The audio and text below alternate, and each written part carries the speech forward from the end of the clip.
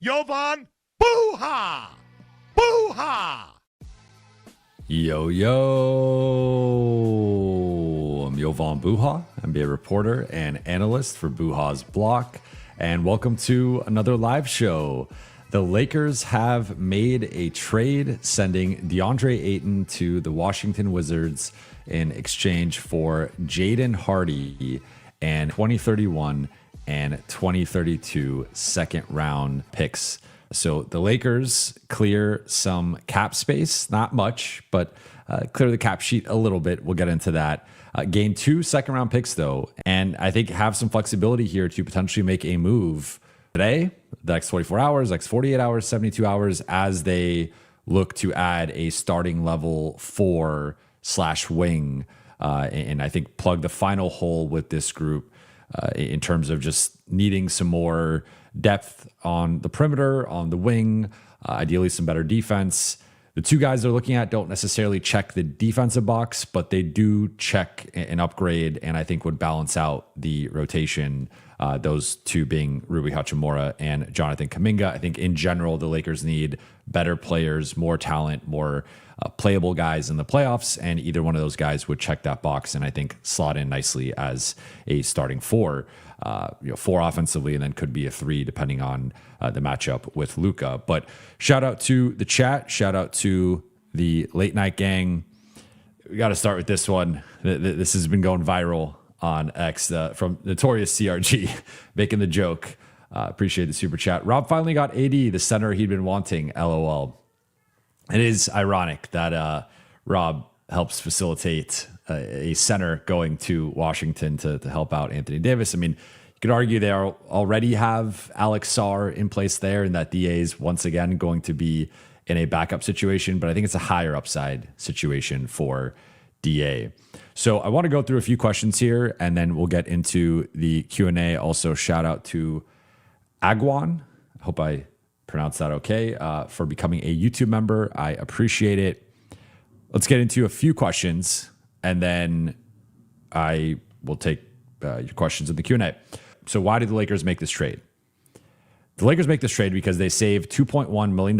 If you look at DA's making 8.1, Jaden Hardy's making $6 million. So they save 2.1, which helps fit their moves under their cap space. I talked about this after their flurry of moves a couple days ago, where if you actually look at how much money they spent with their cap space, and this isn't even including Colin Sexton, who is part of the room exception, you actually look at the starting salaries for Walker Kessler, Quentin Grimes, and Mamu, they're above the $52 million that the Lakers had in cap space. So the Lakers were a few million above that, needed to shed some money to offset that. I had mentioned potentially just getting off of Dalton Connect's contract and doing some sort of salary dump. That would be a clean way to do that, but this gets them closer to that. And then I think they'll have to shed some more salary in another move, which will either be potentially dumping Vando or trading Dalton. So the Lakers save some money, which helps with their overall cap sheet. They also gained 2 second-round picks. And coming out of the Kessler trade, one of the downsides to how much they gave up and just how much they've given up over the last few years in terms of the Rui trade for the none for Rui trade, the DFS trade, and just some of these moves that they made is like they're out of tradable picks. They have multiple picks in the future. I mean, they're out of seconds. They had one, their 2033 second, but they're out of seconds, and then they do have a few firsts. But in terms of tradable firsts, due to the Stepien rule, they were out right now of tradable firsts. They have 1 first-round pick swap. So they had 1 pick swap and 1 second-round pick going into this trade. They now leave this trade with 3 second-round picks overall to trade. And depending on the team, depending on the context of the situation, teams typically view 3 second-round picks as roughly equivalent to 1 first-round pick. So as we look at the Lakers trying to potentially dump Jared Vanderbilt, if Vando needed a first or the equivalent of a first to be attached to him, the Lakers, I think, now have that with their 3 seconds. Now, maybe they could dump 2 or attach 2 seconds and get off Vando that way. But I think the going rate was going to be at least 2 seconds, if not 3. And again, that's basing it on the general curve of a first round value. And maybe it's 3 seconds and a swap in like the most dramatic, aggressive dump, but that might just be where they're at with that contract. But now, whether they dump Vando or they go dump Dalton and just get, clear some extra space that way, either way, it's a positive to get some more assets and to replenish that draft pick cupboard. I think for Deandre Ayton, this is a higher upside situation, which seems counterintuitive because he's going to a situation with Anthony Davis and Alex Sarr, but DA is trying to rehab his value, and we still don't know if Anthony Davis is going to be a Washington Wizard going into training camp in the preseason or whatnot. He could be traded at some point here in the next week. He could be traded at some point closer to the start of the season or during the season. So if I'm DA, if I'm looking at trying to position myself for my next contract, I'd rather take that gamble in Washington than Los Angeles.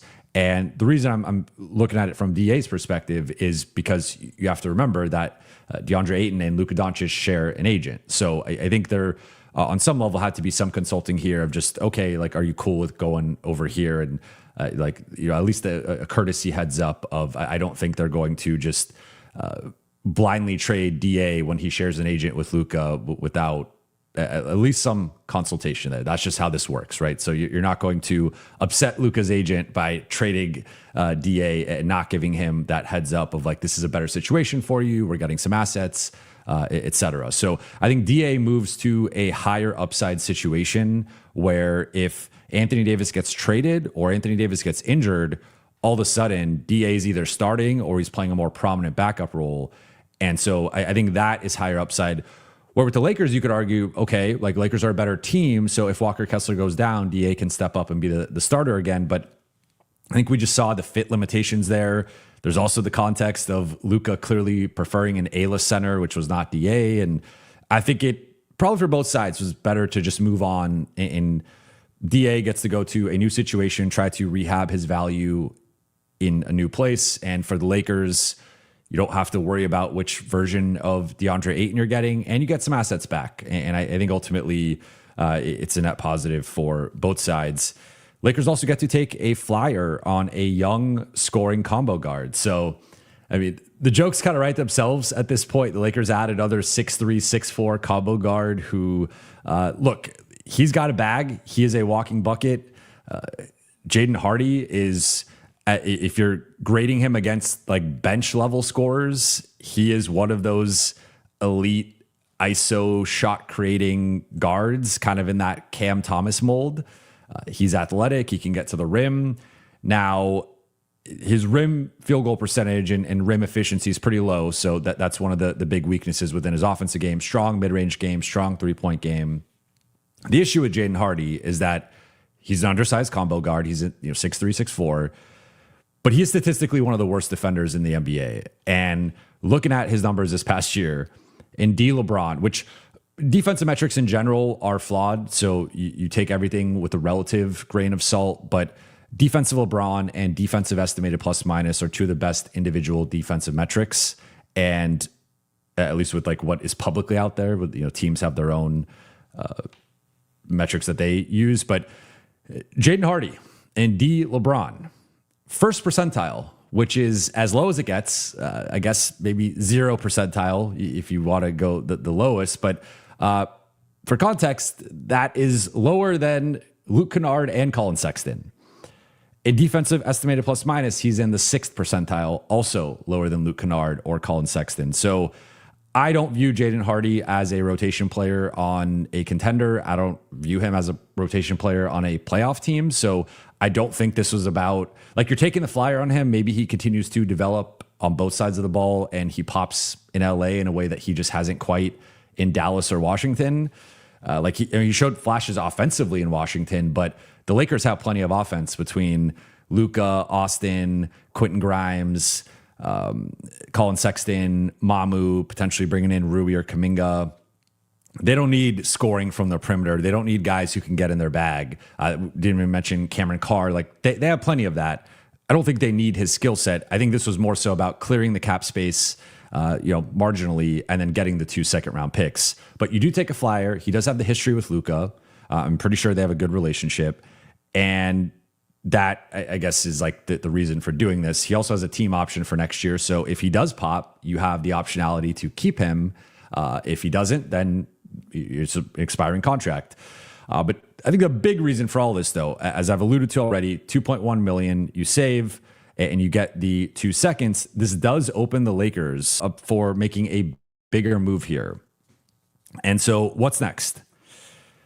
The Lakers have been looking for a starting wing / forward. It's the clear weakness with this group right now. It's part of the reason I was lower on the non-Kessler moves than I would say maybe consensus or at least some within the fan base, where I was just like, oh, you could only plug so many holes. And I was like, okay, they get the 3-and-D guard / small wing with Grimes. They get the 4-5 stretch big with Mamu. The clear need there, if like those are the first two moves, because those are the first two guys that the Lakers had agreed to anything with, even before the Kessler deal, the final piece to me was they did need a backup point guard, but they also clearly needed a wing stopper / point of attack guy.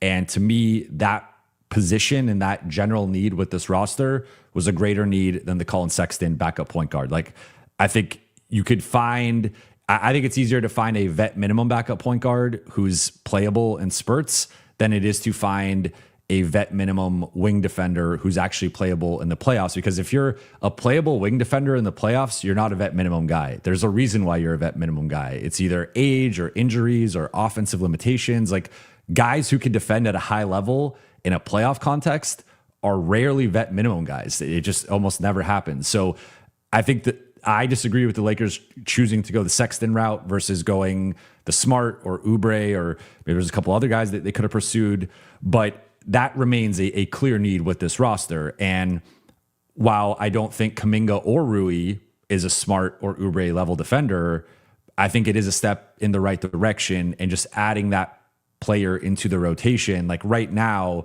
you're looking at a general front court of Kessler, love it. Mamu, don't love as a starter, love as a bench guy.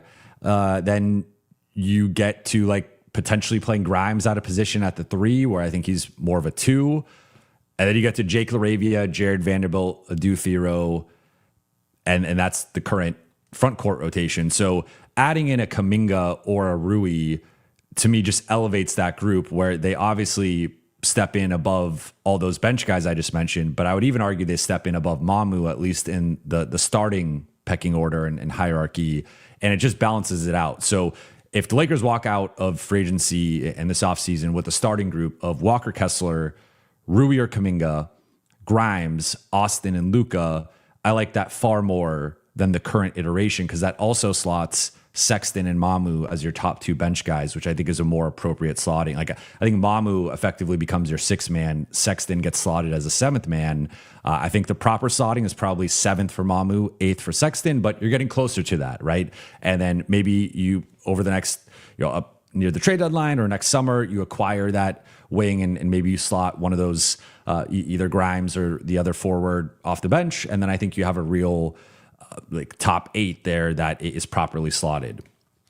So the Lakers have been looking to clear cap space for this starting wing / forward, and Rui Hachimura and Jonathan Kuminga are the 2 obvious guys. They have been linked to the Lakers. Lakers are interested in either one of them. And the way to get there are technically multiple ways to get there, but the 2 most straightforward ways to get there would be either dumping Vando, likely on Brooklyn.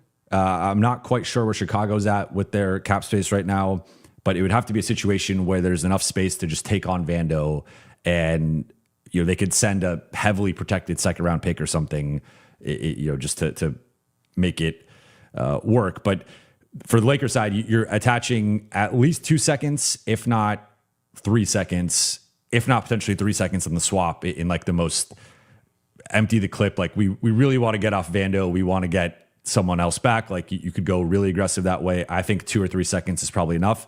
I also think it's worth noting that I think the Wizards seconds like could be pretty good. We don't know where the Wizards are going to be in the early 2030s. That's 5 to 6 years from now. And on paper with AJ DeBonsa, they should be a pretty good team around that time when he's in his mid 20s, but you just never know. And so this could be an upside. Like I think those seconds from the Wizards could have some value based on the way that things have gone with that franchise for quite a while. Like I like the new front office. I like the new direction, but you just never know where they're going to be. So I think those are some lottery tickets that teams could be interested in. Whereas with the Lakers and their future picks, I mean, you could argue, hey, 2033, that's 7 years from now. Where is Luka still going to be a Laker? What are the Lakers going to look like in 7 years? You could also argue that as value. So I think across those 3 second-round picks, the Lakers have some real value there. And with at least 2 of them, if not all 3, I think you could potentially dump Jared Vanderbilt. Or you could dump Jake LaRavia and Dalton Connect together. That would be about $10 million. That does lower your overall spending ceiling, the 12 from Vando, almost 12 and a half versus the 10.2 or whatever is the 10.4 from Jake and DK. So I think the Lakers would probably prefer to dump Vando. Honestly, probably prefer to dump Vando and Dalton, which would get you even more. It would keep you under, fully clear that cap space to use all your cap space on the moves that they're making, and then also have enough to sign Rui or Kuminga to a relatively market competitive contract, somewhere potentially in that 12, 13 million AAV.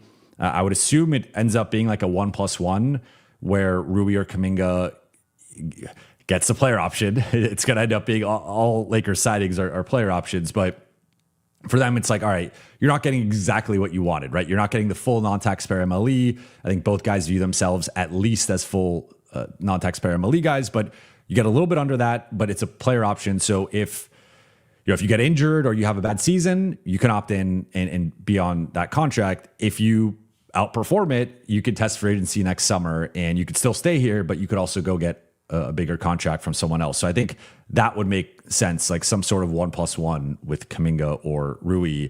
But yeah, I mean, right now the Lakers, I think they're trying to clear the cap space. We'll see if they're able to do it now with the additional second round picks. And again, I think the 2 most straightforward paths are Vando plus seconds, or you could just dump Jake and Dalton as expirings, to Brooklyn or somewhere else.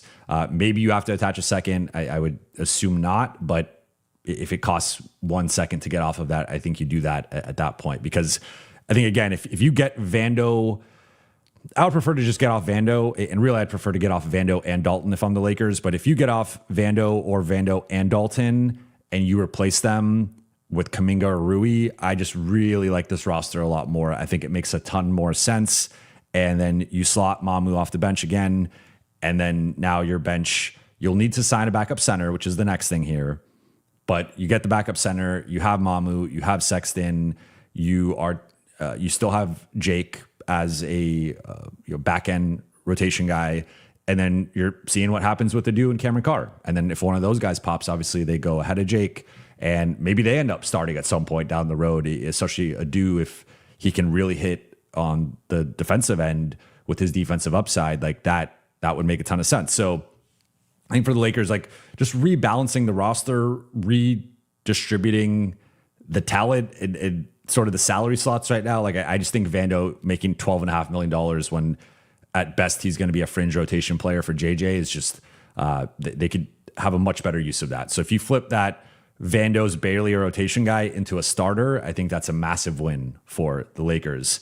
In terms of the backup 5 spot, so the Lakers now take a step back at the backup 5 spot. Like the guys that they're looking at, the guys that are out there are not as good as Deandre Ayton.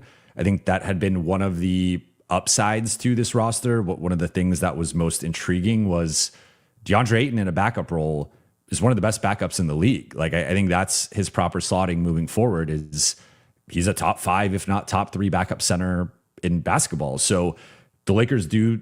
They suffer a blow there in terms of just not having that level of talent and having a guy who you are comfortable with starting in a pinch. If Kessler goes down in this scenario with DA, you can start DA, right? Like you have the proof of concept there. And at least in the regular season, he can be an innings eater, even if optimally he's more of a backup. The guys that they're looking at, so ESPN reported Andre Drummond, Jonas Valanciunas, Kevon Looney. I would say collectively, that's a very underwhelming group. They are all above 30 years old. They are all on the slower, less athletic side, defensively challenged. And so I'm completely out on Valanciunas and Looney. Drummond, I would consider. He was on my list of potential free agent bargains. I would rank it. I would love Musa Cisse from Dallas. He's a restricted free agent. I think it's unlikely, especially with them losing Marvin Bagley, that they let him walk. But that would be my top target of guys that are out there. Then I'll probably go Drummond, then Nick Richards. But for me, no like strong preference between Drummond or Nick Richards. I think Richards is a little overrated, and like some of the highs people hold on to like he's not that player consistently. Like he does have potential. He has had his stretches where he's been an effective backup level center, but I don't think he's consistent enough. Drummond, he just is who he is, right? He's one of the best modern rebounders of all time.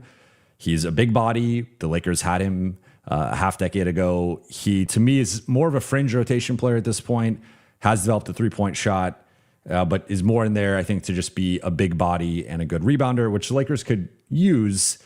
I just think going from DeAndre Ayton to Andre Drummond is a notable drop-off. Now, the Lakers have other needs. They seem to be, again, making these moves to clear out should try to clear out the space to add the wing. And I think if you have to, similar to my argument for picking the defensive wing over the backup point guard, if it really comes down to it, I would pick the defensive wing over the backup center as well, right? So I want to be consistent in that. I would argue that I would prefer to prioritize a backup center over a backup point guard, but that's just, that's subjective. That's just my opinion with how important the center position is like DeAndre Ayton, I think, could play in a series against OKC, San Antonio, New York, that level of opponent, in a very specific, limited backup role of maybe a shift a half. I don't know if Andre Drummond is that level of player anymore. I would lean on the side of no. So I think the downside here, or one of the, say, low risk downside to this entire transaction for the Lakers is just, I think you're probably ending up with a backup center who you do not fully trust in a playoff context. And if Walker Kessler goes down for any amount of time, you're pretty screwed. Like Andre Drummond is not, I would not feel comfortable with Andre Drummond playing like 30 minutes a night for a month, right? Or something like that. So now you could go Mamu, but Mamu is not a rim protector. Mamu, the optimal way to use Mamu is as a 4. If you're trying to optimize his defense, is as a 4 next to a rim protector. So could you theoretically go like Mamu with Drummond or something like that? Sure. But I think the defensive floor and ceiling there is pretty low. So that's just something to keep in mind here is at least among the current options, unless the Lakers get a center in, maybe they dump Vando, but they get a cheap center back and they don't clear or create as much space, but they still use that space to sign someone. Or maybe it's Vando and Dalton, and then you take back a cheap center into that trade, but you also create like basically it's like a like for like with Dalton, and then you dump Vando. Something like that could work potentially depending on who the player is. But I think right now, clearly the Lakers are going to take step back at the backup 5 spot, which is ultimately fine if they get the starting forward. If this is just it though, that to me would be disappointing, just because I get the value in adding the seconds, and I don't think we could fully judge it until we know what the Lakers do with those seconds, because they could technically just wait till the trade deadline or at some point during the season and make a move. And if they end up cashing in with those seconds and getting something else, even if it's like a longer, slow play, there's obviously upside with that. But if it really is just, let's save a couple $1 billion, which doesn't create any cap space or really help with anything, and get a couple seconds and make the roster worse, then I start to be like, because already I was like, they have 7 guys that I would trust in a playoff series, which is the starters plus Sexton and Ayton, and even Ayton kind of fringy. now I'm down to 6, and maybe that's being unfair to Jake. Maybe we could throw Jake in there and say it was 8 before, now it's 7, assuming that Jake's shot returns. But I think it's a pretty short list of guys that I would trust in a playoff series at least like second round and above. First round, maybe the competition's a little lighter. You can get away with 8, 9, 10 guys. But as you go further in the playoffs, the rotation shrinks. And the level of guys that you trust, I mean, even Luke Kennard, look at how great Luke Kennard was to start that Houston series. By the end of the OKC series, it was starting to get shaky there. Deandre Ayton, look at how great he was in the Houston series, was pretty rough in the OKC series. Like, as you go further in the playoffs, if you're on that borderline, you start to become less playable. And so I think for the Lakers, like, getting a Drummond, that's fine. It's fine. But I would hope that this is the precursor to a bigger move here, because they still have that glaring need. And if they can pull that off, and they do end up dumping Vando, they do end up dumping Dalton or whatever, and end up signing that player and adding that player, whether it's Kuminga or Rui, I think that changes for me how I view this offseason. And to me, whatever grade you want to give the Lakers right now, that would bump it up. So if you're at a B, I would give it a B+. If you're at a B+, I would give it an A-. Like, for me, that bumps it up to a slightly higher grade overall. And then I wanted to look at an updated depth chart here for the Lakers. So this is my current depth chart after the trade. And I want to be clear here with some of my notes. So Luka starts at point guard offensively, but he plays the 3 or the 4 defensively. If you're going with Mamu, Luka's going to play the 3. If you're going with this group, he can play the 4 depending on the matchup. I'm listing him at point guard here from an offensive role perspective. But if you want to go from a defensive perspective, you could slide him up a couple spots to small forward, and then slide Austin down to point guard, Grimes down to shooting guard, with Grimes obviously being able to guard either backcourt spot.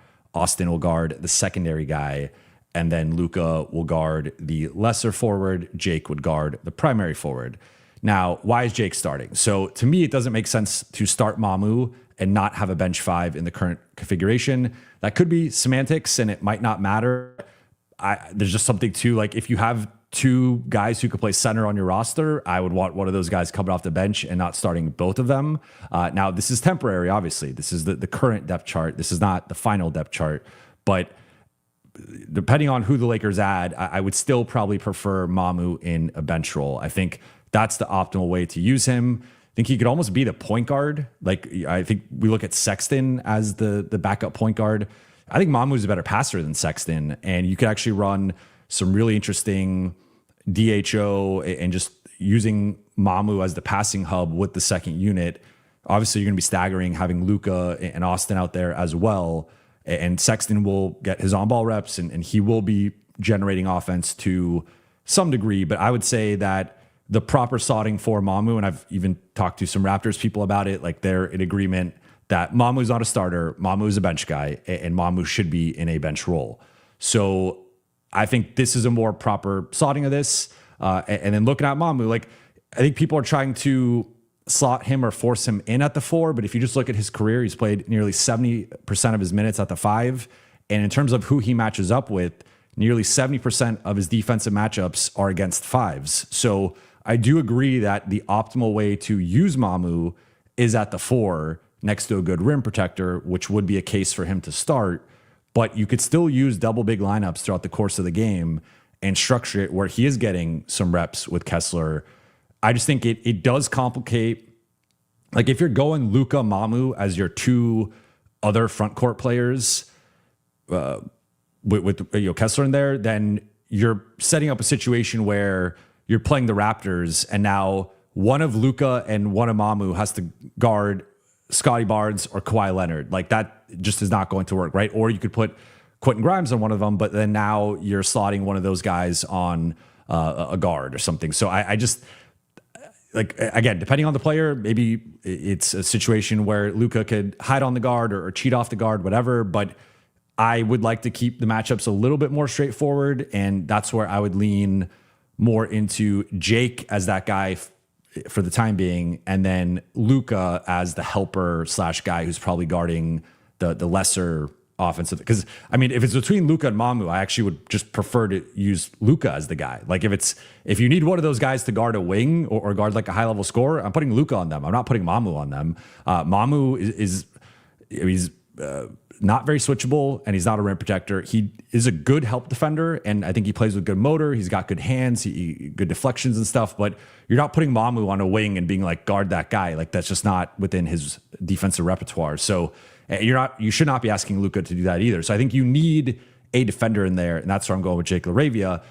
And if you go back to last season, the Lakers actually had a ton of success take out Marcus here because I cut that part out of this, but like Jake next to Luka, Austin, and Ayton, plus 12.2 net rating in 124 minutes. Luka, Austin, Jake as a trio was a plus 18 in 223 minutes. And remember, Jake started for that middle stretch of the season at the 4 and was playing next to Marcus. It was different configurations, also playing next to LeBron. But overall, the combo of either Jake with Luka, Austin, and Ayton, or just Jake next to Luka and Austin was very effective and was actually very effective defensively. That group with Ayton had a 102 defensive rating, which is an elite mark, would be best in the NBA. And I don't remember what this Austin, Jake, Luka mark had defensively, but it was actually, it was solid. I don't remember off the top of my head. So I think for now, Jake makes the most sense with the current version of the roster to start. I think ideally you add the Rui or the Kuminga and slot Jake off the bench. But if it's the current options, I think you need a second perimeter defender out there that's not Luka or Austin, and you go Grimes and LaRavia. Because Mamu, even if he's playing at the 4, he's not going to be guarding. If teams are going with wings at the 4, that's a mismatch for Mamu. So I think this is a rotation that makes a bit more sense. If the Lakers swap out Vando, though, and they add that wing, I think you then go and then eventually add the center. Like a different version of this would be Kessler, Rui or Kuminga, Grimes, Austin, Luka. Then you would go the backup center, Drummond, whoever it is, Mamu, then Jake. Then you could go probably Carr, Sexton would be the current iteration. And then it's a competition between Jake and Adu for who wins the backup defensive wing role, right? And that's just how Adu continues to develop, how his offensive game comes along, and that's that competition. But for now, with the current makeup of this group, I think this would be the projected starting lineup, and this would make the most sense because I don't think you could go into a season where you're trying to hide Luka, Austin, and Mamu defensively in a starting group. That does not make any sense whatsoever. So the more I've thought about it, I know people were penciling in Mamu as a starting 4, but especially right now with the current makeup of not even having another big man, to me, Jake makes the most sense to start. And obviously with the caveat that like if Cameron Carr or Adu pops, they're playing tonight. We'll see what they look like tonight. And as they play through Summer League, they have the potential to earn a starting spot. I think Carr is a little bit on the smaller side, so maybe not him in this role, but Adu is the one that, like, if Adu pops, Adu can start. And then final thing would just be for rotation notes overall. Obviously, Carr and Connect, I have them listed at shooting guards because I think that's their primary position, but they could both play at the 3. Hardy could technically be a backup point guard if you really wanted, but he's more of a scorer. I wouldn't put him in that role.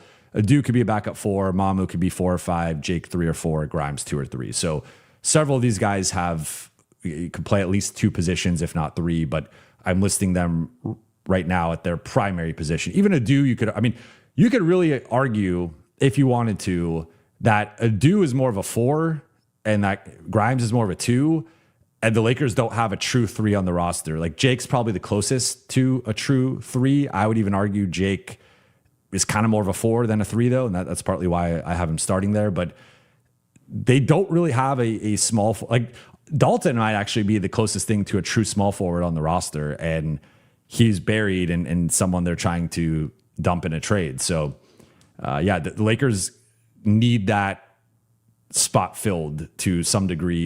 You can even argue Rui and Kuminga are both 4s and not really 3s either, but the Lakers don't have many guys in that like 6'6" to 6'8", 220 range that can be like true wings. Like, again, Adu Dalton, Cameron Carr, Jake, those are the 4 guys that are the closest. But I think with Carr and his current defensive limitations and his weight, he's more of a 2.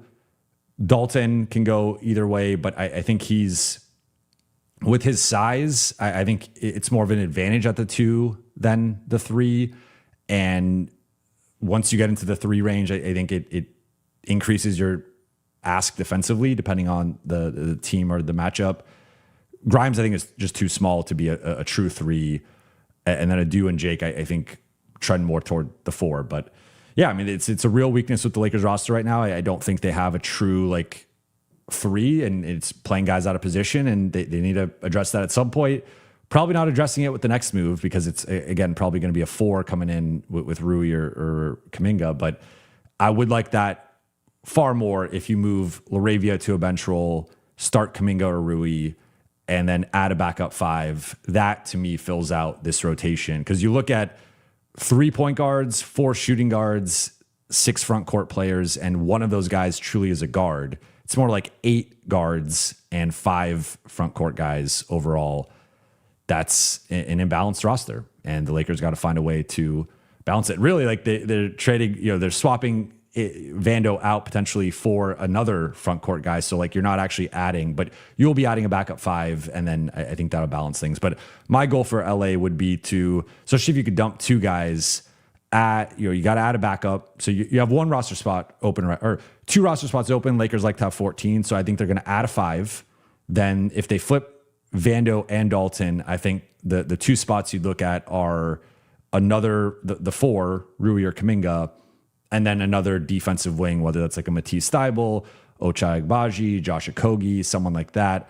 That, to me, builds a more coherent roster overall. You could also technically flip Jaden Hardy. They don't even have to flip Dalton Connect. They could flip Vanderbilt and Hardy, and that would create even more space in this context. So they could just flip Hardy as well, and maybe he has more overall value than Dalton Connect. But with all that said, let's get into the Q&A here. First one from Nala. Thank you for the super chat. Rui's better than JK, but need wing athleticism / upside more than shooting right now. Nobody can finish above the rim in transition or baseline lobs off 4v3 right now. Yeah, I'm pretty torn on this, because to me, Kuminga's the upside play, right? Kuminga is better defensively than Rui. That, even within his inconsistency defensively, he's a better defender than Rui, and he's got higher upside on the defensive end. So I get that part. He's more athletic than Rui, and just overall as an offensive player has a more well-rounded, skilled game than Rui. Rui's more efficient. He's a better shooter, better pull-up midi game, but in terms of getting to the rim, finishing there, just being a more dynamic and versatile offensive threat, JK is at a different level. So, and he's a better rebounder than Rui. So on paper, he has higher upside, and he should be the choice, but the game isn't played on paper, and there's such thing as motor and focus and buying into your role. And I think Rui has an edge over JK and several, maybe not the motor. Rui's motor is pretty consistent as well, but focus, buying into your role. I think Rui is pretty good at. You give Rui a task, Rui will go out and do that to the best of his ability. So I think this is almost there's a fit and need element here, and upside and talent, which leans JK, but then there's also the continuity, proof of concept. You always need shooting. I would argue that the Lakers, yes, they maybe disperse their shooting to more total players, although that's even arguable, right? It's LeBron, Rui, Luke out, and then Mamu, Grimes, Sexton in. If you're ranking those shooters 1 through 6, the 2 best shooters are Rui and Luke. Now, they don't let it fly as much as Grimes and Sexton, and those guys have this off the dribble component to it, where both Grimes and Sexton can create threes off the dribble just one-on-one, and create separation and hit step backs and pull-ups. And if you go under the screen or there's a miscommunication or something, wide open three, they can cash that at a level that Luke, you have to really egg him on to take those types of threes. And Rui, that's just not, I mean, with the exception of the game 4 shot over the 4-point play over Chet Holmgren, like that's just not really Rui's game. So I've gone back and forth with this. I've agonized. Like, to me, Rui's the floor play in terms of like the guy I have the most confidence in or more confidence in would be Rui, just in terms of, what you're going to get. He's steady. He's going to come in. He's going to give you 12 points a night. He's going to shoot low to mid 40s on threes. He's going to give you 3 or 4 rebounds. There's going to be some defense limitations, but that's Rui. He's one of the most efficient mid-range and 3-point shooters, and he's just solid and steady. JK, his potential's all over the place in terms of there are nights he'll look like an all-star and there's nights he looks unplayable. And it's just like, do you want to take that risk and that gamble? It's a tough one, because if you told me that JK was like fully locked in and he's like, I'm going to be on my third team, I understand that my career's sort of in the balance right now in terms of me being viewed as like a long-term starter and just like my place in the league's hierarchy. I think that might be the play, just because of the defense, the rebounding, the athleticism, to your point, the above the rim nature, the baseline lobs, etc. Like, I think Rui could do some of that. I actually think Mamu could do some of that. I've been watching a bunch of film on the new guys, and Mamu's athleticism and his above the rim play, I think, is underrated. And he's not like some elite pogo stick athlete, but he could dunk on your head. And he's like he kind of reminds me of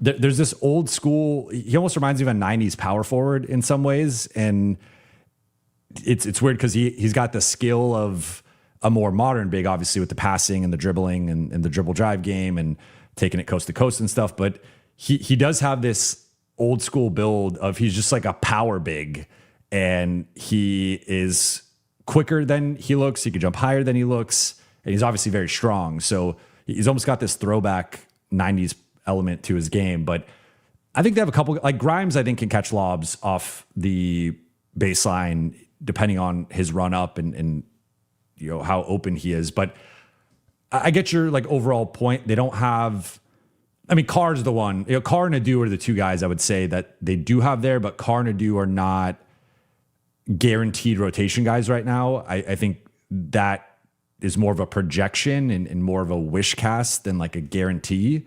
Like, Adu has not proven to be a rotation level player. We've seen flashes, and we'll see how he continues to develop. But I don't think we're basing that in reality for just saying Adu's a rotation guy. Like, he has to prove it. He has to go out and earn it. Same thing with Cameron Carr. I think the Lakers already have some guys penciled in, and they have to go out and play those guys. But the rest of the group, yeah. I mean, Kessler, if he's in the dunker spot, he could do that. But overall, to your point, there's not a lot of aerial athleticism within the projected primary rotation, and Kuminga would help with that.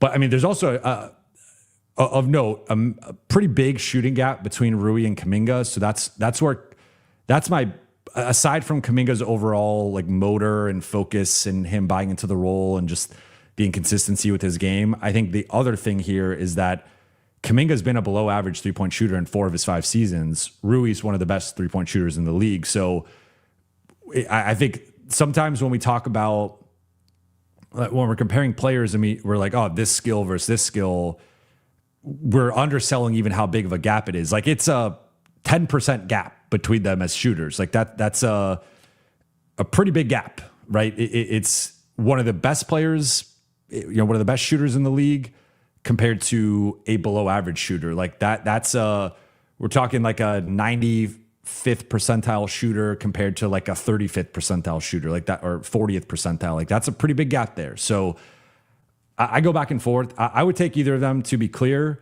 I think Rui's safer. I think Rui's steadier, but you're also going to have some defensive limitations with Rui, and you already have a pretty defensively limited perimeter group. So I don't know. It's a tough one. I could go either way. I think I lean Rui, but I understand if the Lakers do pursue Kuminga or prefer Kuminga, like there's certainly some more upside there. David, thank you for becoming a member. I appreciate you. Kenneth, maybe my favorite super chat I've ever gotten. Not for the first part, for the last word. Ayton Butterfingers, out of here, pal. Carajo, which is a Spanish word for those who are aware of what that means. It's one of my favorite Spanish words. It is a great one that I inherited from my lovely mother and her proclivity for using that. Not going to miss that part of the DeAndre Ayton experience, but Ayton in a 15 to 18 minute bench role, I think would have been great value. $8 million big for that. Like, he's still to me he's a back end starter. He's not a starter if you're really trying to compete, but he's a high level backup. And I think the current options we're talking about are just not that. Is he a real one? Beta Real MC, thank you for the super chat. Any real chance we get Rui and perimeter defender? Not. There's always a chance, so I don't want to rule anything out. But realistically, I would say no. I think if they are going through all this trouble to clear space for Rui or Kuminga, like, that money would go to that player, and then they'd have a minimum slot for the other player. I continue to argue that, with the exception of rookie scale contract guys, right? Because getting a Kason Wallace or Stephon Castle or someone like that on a rookie scale contract, like, yes, that's a cheap, high level, elite defender that is on a team friendly deal because of the structure of rookie scale contracts. With the exception of that, just look around the league and show me the good wing defender on a contender or on like a top 10 team in the league that's on a minimum contract. Like, those contracts don't really exist. Like, really the exception is finding like a two-way player playing his way onto the roster, or you find someone in the G League or something. But like a veteran wing defender who's on a minimum contract, who's a high level player in the playoffs. Like, I think a perfect example of this is Josh Okogie. Josh Okogie on paper checks this box. 40% 3-point shooter, definitely a plus defender, somewhere between, I would even say a good perimeter defender. I would say even above solid. I would go good. I wouldn't go great. I'd go good. We saw how tough of a fit he was in the Lakers series, where I talked about it multiple times on the stream. Like, coming out of game one, my immediate adjustment from the Houston side when we talked about what Houston needed to do was like way less Josh Okogie. And it took them a little bit too long to get to that point, but they eventually got to the point where he became a DNP CD. And it was like, he was good defensively, but he wasn't good enough even against like Marcus Smart or Luke Kennard or LeBron, of course LeBron, but like even the level of Marcus Smart or Luke Kennard as an offensive player, he wasn't shutting those guys down, which is partly why he's a minimum level guy. But on top of that, you look at the shooting, and like the shooting is the big thing that it just fell off a cliff. And there's a difference, I think. We're starting to see it as just like league wide. I feel like there's starting to be a greater gap between the regular season and the playoffs, where some shooters, especially on the wing, if they're like that 3-and-D guy, they can shoot at a certain level in the regular season. They don't shoot like that in the playoffs. And that is partly what makes a guy like Rui so valuable. Is he's not giving you the defense of the 3-and-D side, but he is giving you the shooting and actually a shooting bump in the playoffs. But a guy like Okogie just was a liability out there. The Lakers were not guarding him. He missed. He's missing. Remember, they had a 3-on-1. He misses an open layup. Like, he just is a pretty limited offensive player. So that type of guy, if your plan is sign Josh Okogie, and Josh Okogie is going to be our defensive stopper against Shea and against Ant and against Jamal Murray and against Stephon Castle or Dylan Harper, that's not a winning strategy in my opinion. Like, I just don't think he's a good enough player, and probably just not even a playoff player at like second round and above. So that's where I think the Lakers are in a little bit of a pinch here, where they're in a position where it's going to be the Matisse Thybulle, Josh Okogie, Ochai Agbaji, that to me is like at best a fringe rotation player in the playoffs, if not just outright not a rotation player. And that's because they're minimum level guys, and minimum level guys with that skill set can be innings eaters. They can be useful in the regular season. But if you are a true wing stopper of a certain caliber and you're playable in the playoffs, you're probably making mid-level and above money, or at least, you know, close to double-digit millions and above. And that's where, like, I think that's one of the few archetypes that, or maybe the archetype, I would not want to cheap out on and be like, oh, let's try and find the value. That's the one I don't think you find the value on. I think you find the value with the backup point guard. I think you find the value potentially with the backup center. They're not even looking for a backup wing. They're looking for like a starting level wing to be that defender. That's where, but I don't want to rehash the whole room exception argument that I've already made several times. MChe, thank you for the super chat. Rob finally got AD his center. I love this running bit. It's one of my favorites. And Rob got another combo guard. It's a win-win, right? Rob gets his undersized scoring combo guard and gets AD a center. Music K420. Jovan Hardy is solid. He was good versus Wolves in Mavs 24 run and 2 second round picks. Hopefully we can 1 second pick for each DK and Jake. Attach some of those picks to dump Vando. I mean, if you dump all 3 of those guys, that would be interesting. I'm still probably higher on Jake than consensus, not by much, but I think the more I've thought about the first half of the season with Jake, the previous 2 seasons he had, and just how much money he's making, I still think he at least has regular season value for the Lakers. And it's not like if he was making 10 million, 12 million, okay, get off Jake. I understand that. He's not worth that. At 6 million, it's barely above the minimum. I don't think it's like some egregious contract, but I understand some people are completely out on him. So if you want to dump him, sure. I mean, I would prefer to dump Vando first, then Dalton second, then Jake. That would be my order here, especially factoring in salary, but also factoring in like Vando's just not going to play for JJ. That's now I'll push back a little bit, Musical K here, because according to Wayne, and look, I'm not going to pretend to be a Jaden Hardy expert. I am aware of Jaden Hardy. I watched a little bit of film before coming on here. That's partly why I kept pushing the time back. Also looked up a bunch of numbers on him. And I just have a general awareness of Jaden Hardy's game. According to Wayne here, who is a former Mavericks fan, I assume he switched over after the Luka trade. Please note a Hardy. And I've seen some, not anti-Hardy, but just like Mavs fans kind of being like, pump the brakes. This guy isn't that good. At least that's been the feedback I've seen on social media. So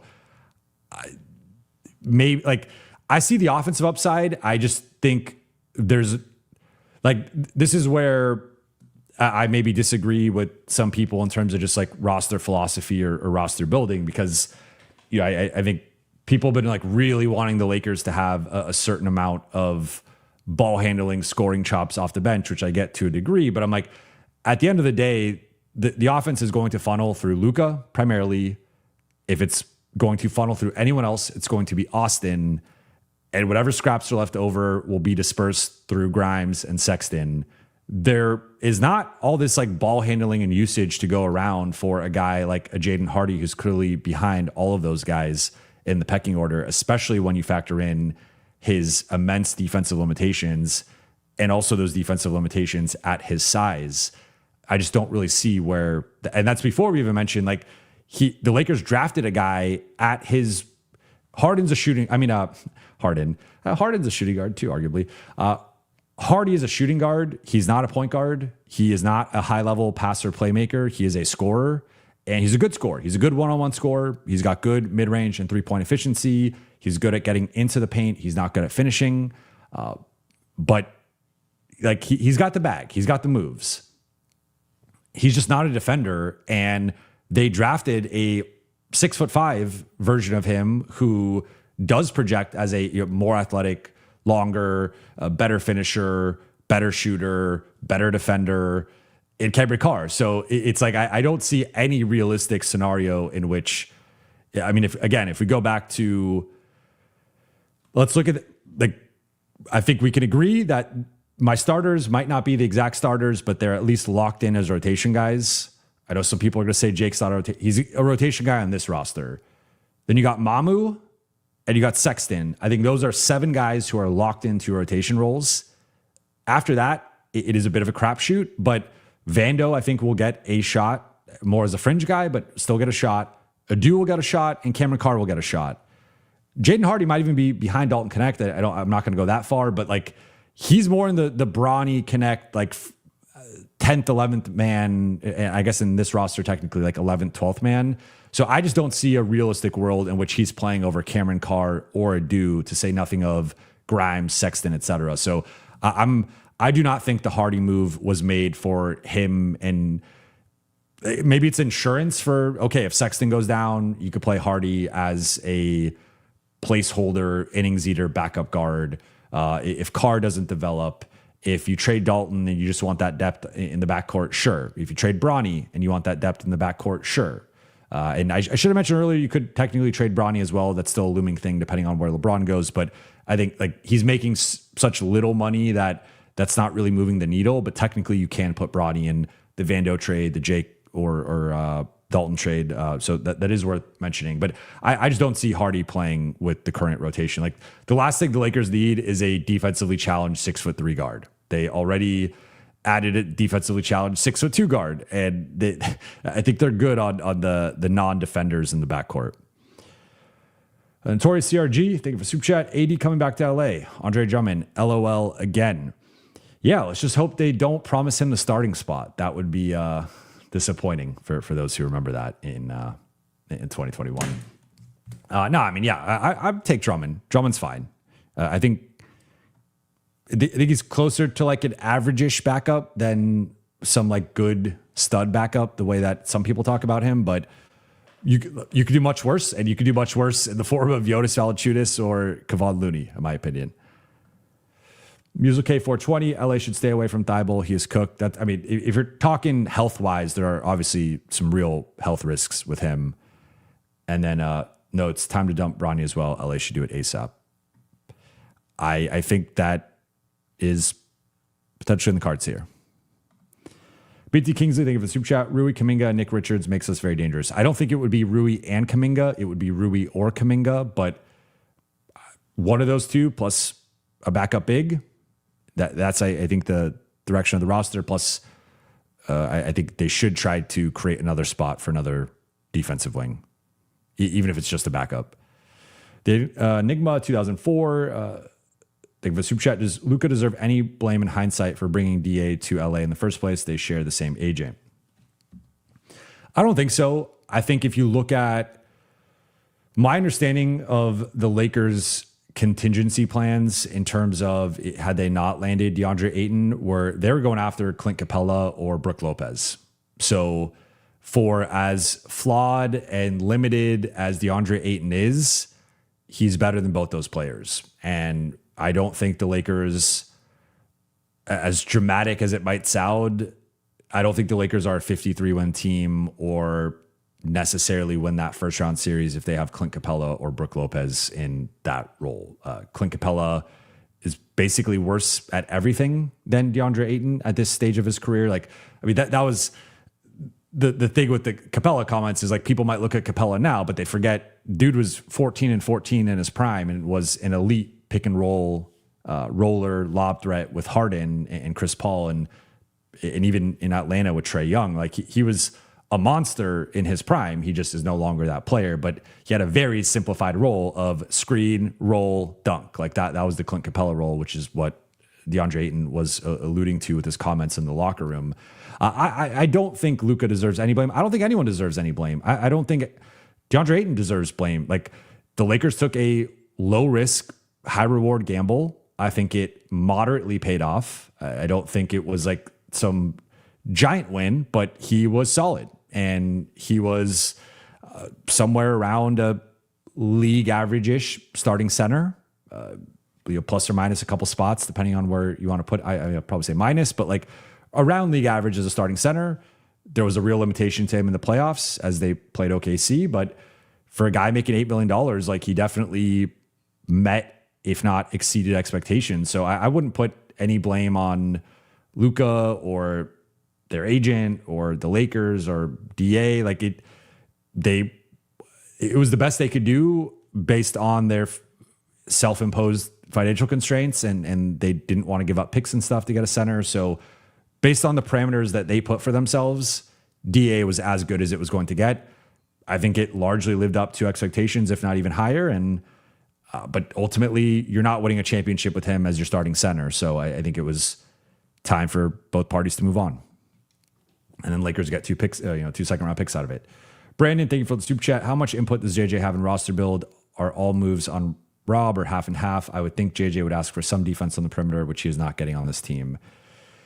It's difficult to say with certainty, like what percentage is like, I would have to, even if you hear these things secondhand and I hear different versions of how much secondhand, that's something that you have to be like in the room and like hearing the conversations to truly divvy up or decipher like what's the percent that like I would have to hear. They have their big board and JJ's pushing for this guy, and then does Rob start tilting that way, or is Rob pushing back and saying I think we need this, and then they kind of come to some sort of agreement there. What I will say is I do know JJ has input here, and JJ, his fingerprints are on this roster, and I think there's multiple people with fingerprints on this roster. Like this is a very Luka friendly roster. And we had the report yesterday from The Athletic that a source close to Doncic said that he is happy and excited with the group that the Lakers have built. They got him the A-list center. They got him a friend and a guy that he liked and played with in Dallas in Quentin Grimes.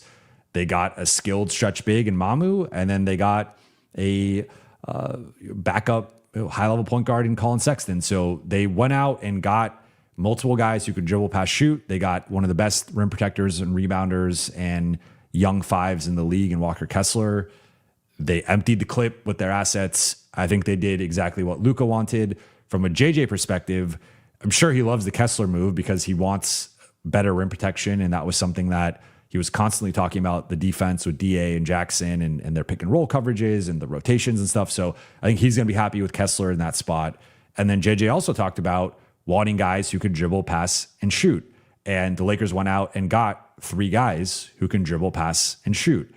So I think like they got the offensive side. And if anything, I would actually argue that JJ leans more offensive than defensive. Like the funny thing is JJ's, I think, a defensive savant and has proven to be one of the best defensive coaches in the league straight up, and has maximized the potential of this group the last couple of years defensively. The offensive side is where I think the Lakers have actually underachieved. And it's funny because on paper, the last couple of years, their offense has been far ahead of their defense in terms of the personnel of the roster. But I would argue that in both seasons, they underachieved relative to their talent offensively and overachieved relative to their talent defensively.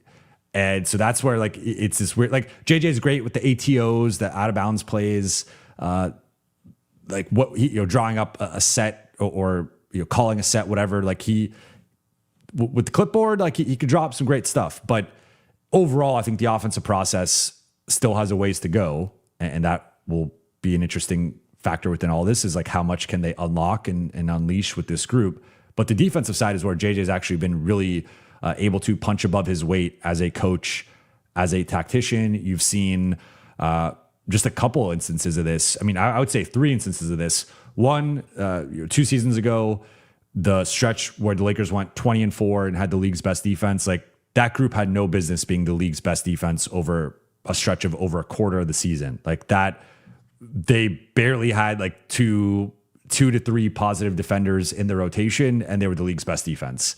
Then you look at the defense against Jokic 2 years ago, going into a little bit before the playoffs, where they had Vando and Rui and guys just denying him full court, being physical, bumping him, and basically playing prevent defense. So we're not even going to get, let Jokic get the ball. And then you saw OKC kind of copy that in that series against Denver with Alex Caruso, especially in that game 7. And they had real success with that. And then you saw in the playoffs, their defensive strategy against Shea, everyone else started copying, or it ended up only being San Antonio. But then like San Antonio implemented that against Shea in the next round and had success against that. So I think JJ has been a bit of a trailblazer on the defensive side, some of the zone looks he's had.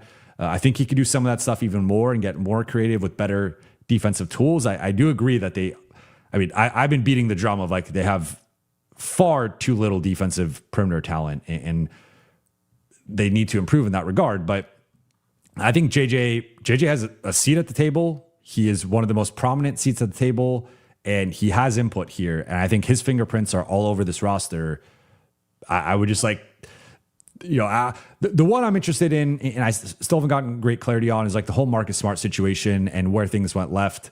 My like trying to read through the tea leaves is that the Lakers obviously with Grimes and Mamu had to put things on hold in terms of they agreed to deals, but they were like relatively fluid deals in terms of the final years and money and all that stuff was going to get worked out post Kessler once they knew how many assets they had and what the number was. So my read right now would be they probably told Marcus to wait and didn't necessarily prioritize him, and that did not sit well with him. Then he has Houston courting him, even though that technically was tampering and it was before free agency started. And then he ends up going to Houston on a really team-friendly deal, 2 years and $6.5 million AAV. But that is more so me reading the situation rather than having full clarity on what actually happened. But yeah, because JJ loved Marcus, so that would be one that I was a little surprised by. Like to me, Marcus is more of a JJ player than Colin Sexton. BT Kingsley, thank you for the super chat. 3 seconds with Vando and Dalton to Nets gives us $20 million. So that I don't think they'd be up to $20 million if I'm not mistaken, because again, I think they had overspent. They needed to clear out $4 million. I could be wrong on this, but I'm pretty sure that they were about $4 million in overall money spent between Kessler, Grimes, and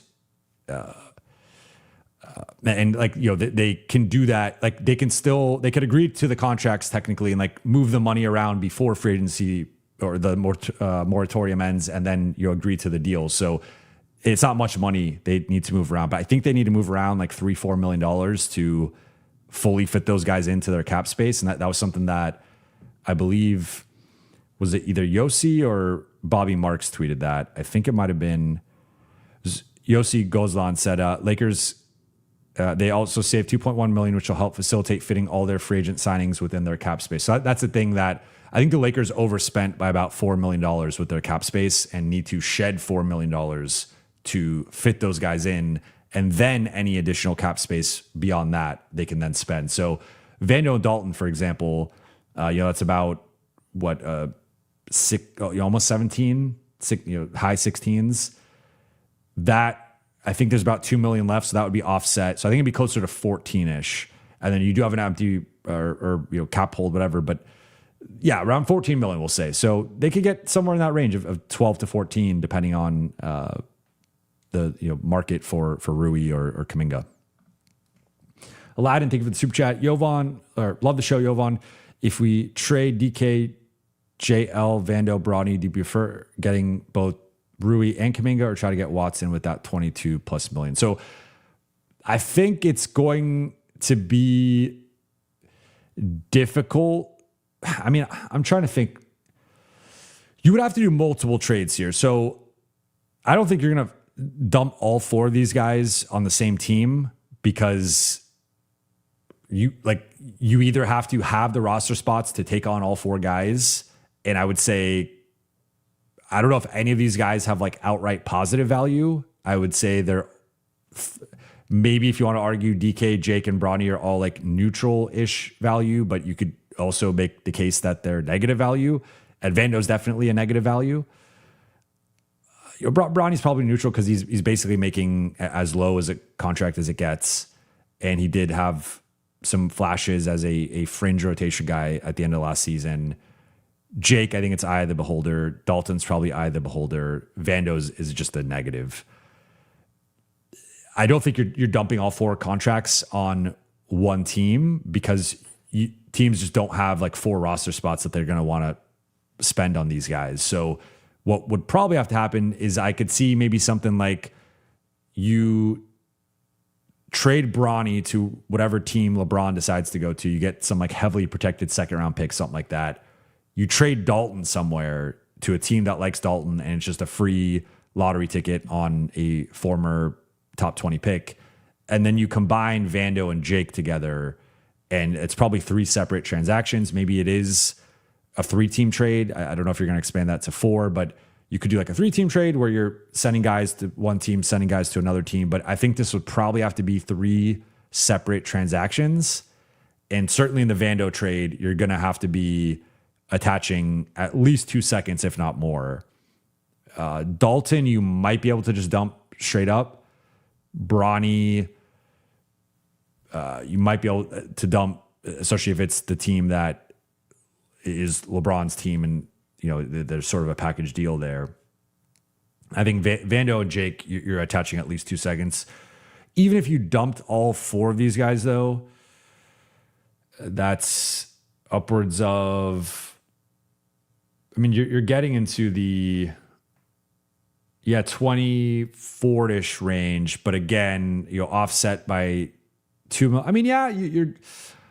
I guess, if you're giving me these 2 pathways, I think I would prefer Watson, because I think Watson has higher ups. I think that's low enough where Denver would match, and Denver would then just have to figure out how they're going to dump. They're trying to find ways to dump money, but that's a low enough number for Watson where I think Denver would match that in a heartbeat.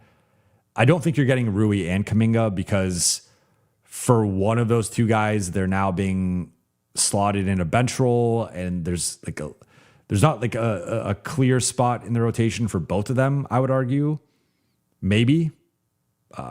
You could arguably start both, I guess, and move Grimes into a bench role, and then go with Kessler, Kuminga, Rui, Austin, Luka, and then go Grimes, Mamu, Sexton as your 8, and then the backup big is your 9th, and then Carr or Do is your 10th, and that's your 10, 11 man rotation. That could potentially work.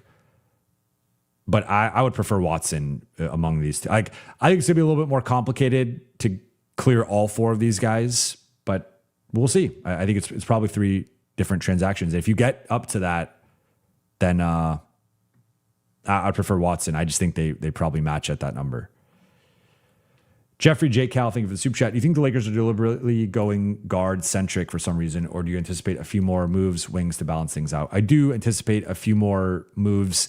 At a minimum, I think they have to add a backup center, and I think they're going to try to do at least one more cost-cutting move, even if it's as simple as getting off Bronny, getting off Dalton, they need another wing. Even if getting the Kogi, the Thibault, the Agbaji, whatever, the Zaire Williams is not really moving the needle, you still need that option in your bullpen, so to speak, compared to what the Lakers currently have. So I think at a minimum, they need to add a center and a wing. Now, how they go about that, on the high side, that could be clearing the space and adding the starting wing. On the lower side, that could just be clearing some lesser space and then adding a minimum wing. But I think a backup 5 and a minimum wing will balance out the overall rotation and your roster. But yeah, certainly they're guard heavy, and not only are they guard heavy, but they are not guard it's one thing when you're.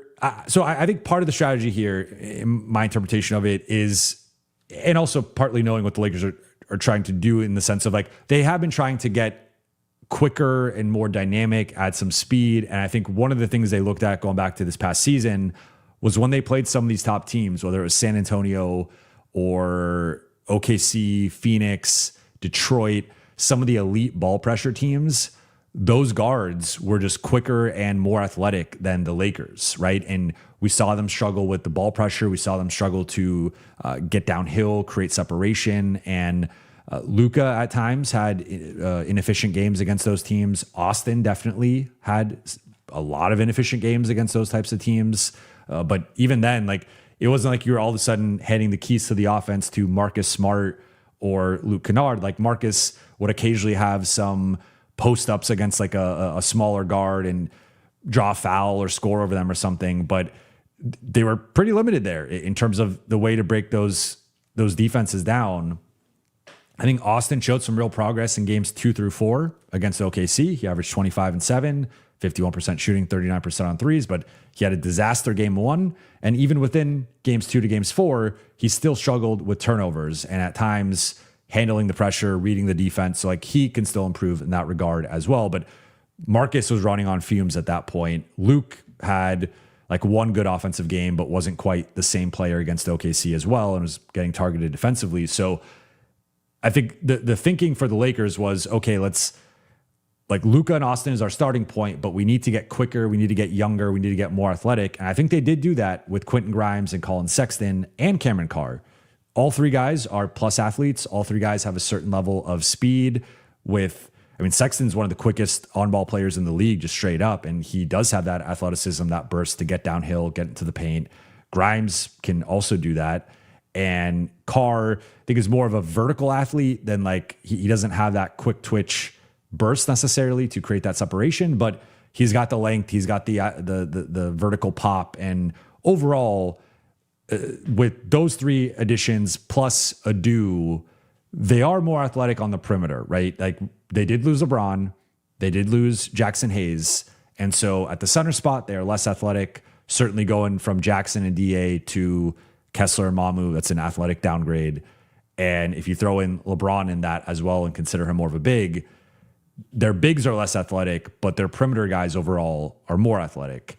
So I get that vision or that line of thought. My concern with this is that the way they are structuring the roster, or at least the way that the roster is currently structured, it's a ton on Quentin Grimes and Colin Sexton to be the backcourt, and Austin, I guess, too, as now a max guy who's playing high 30s minutes a night and even 40s in the playoffs. Like you're relying a ton on Grimes, Sexton, and Austin to be guarding the Foxes, Castles, Harpers, the Shays, AJ Mitchells, Wallaces, the Ants, LaMelos, Jaden McDaniels, like go down the Murrays, Watsons, if they retain him, like those types of guys. Like that's just, I think that's a tall task for that group, and I just don't think they have the horses to do that. So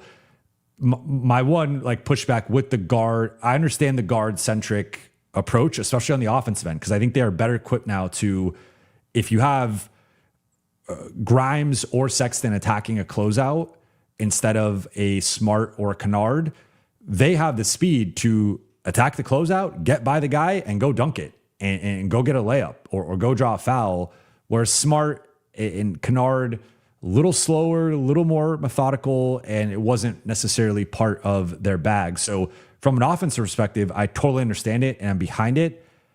I just don't think they added enough defense with that to where it's still going to be like a massive challenge for them defensively on the perimeter. And it's going to be they're either going to be, they'll probably reduce the switching, but even at point of attack, they're not, they're just not like elite point of attack guys. And so that's going to be something that they're going to have to navigate. Kristen, thank you for the super chat. Dump Vando for 2 seconds. Bronny follows LeBron, and you have exactly enough to get Gafford for 1 second and 1 first pick swap. Hardy's a good Bronny upgrade. I mean, if we're looking at Hardy as a Bronny upgrade, sure, he's a better player than Bronny. I think he's a better player than Dalton. So I'm not against the Hardy move. Like, again, I think the Hardy move was more for clearing some space to then go clear more space and potentially go get the starting player, or I'll get to Gafford in a second.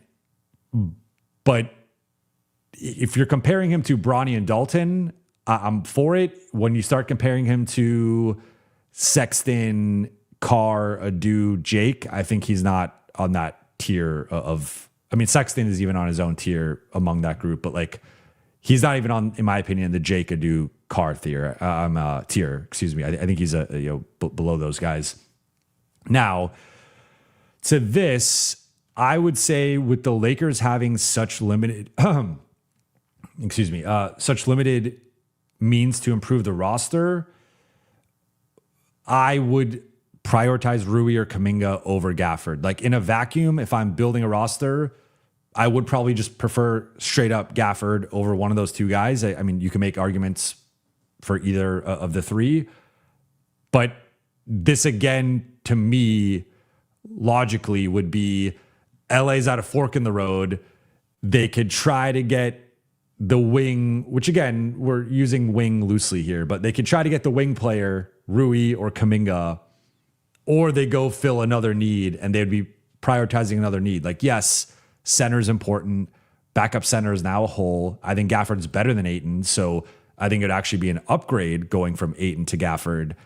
However, they still need that perimeter help and like a starting level guy. And I just think you're either slotting Jake in there, where I don't love that. I think that's the current slotting, but I don't love that. You're slotting Mamu in there, which I don't love either.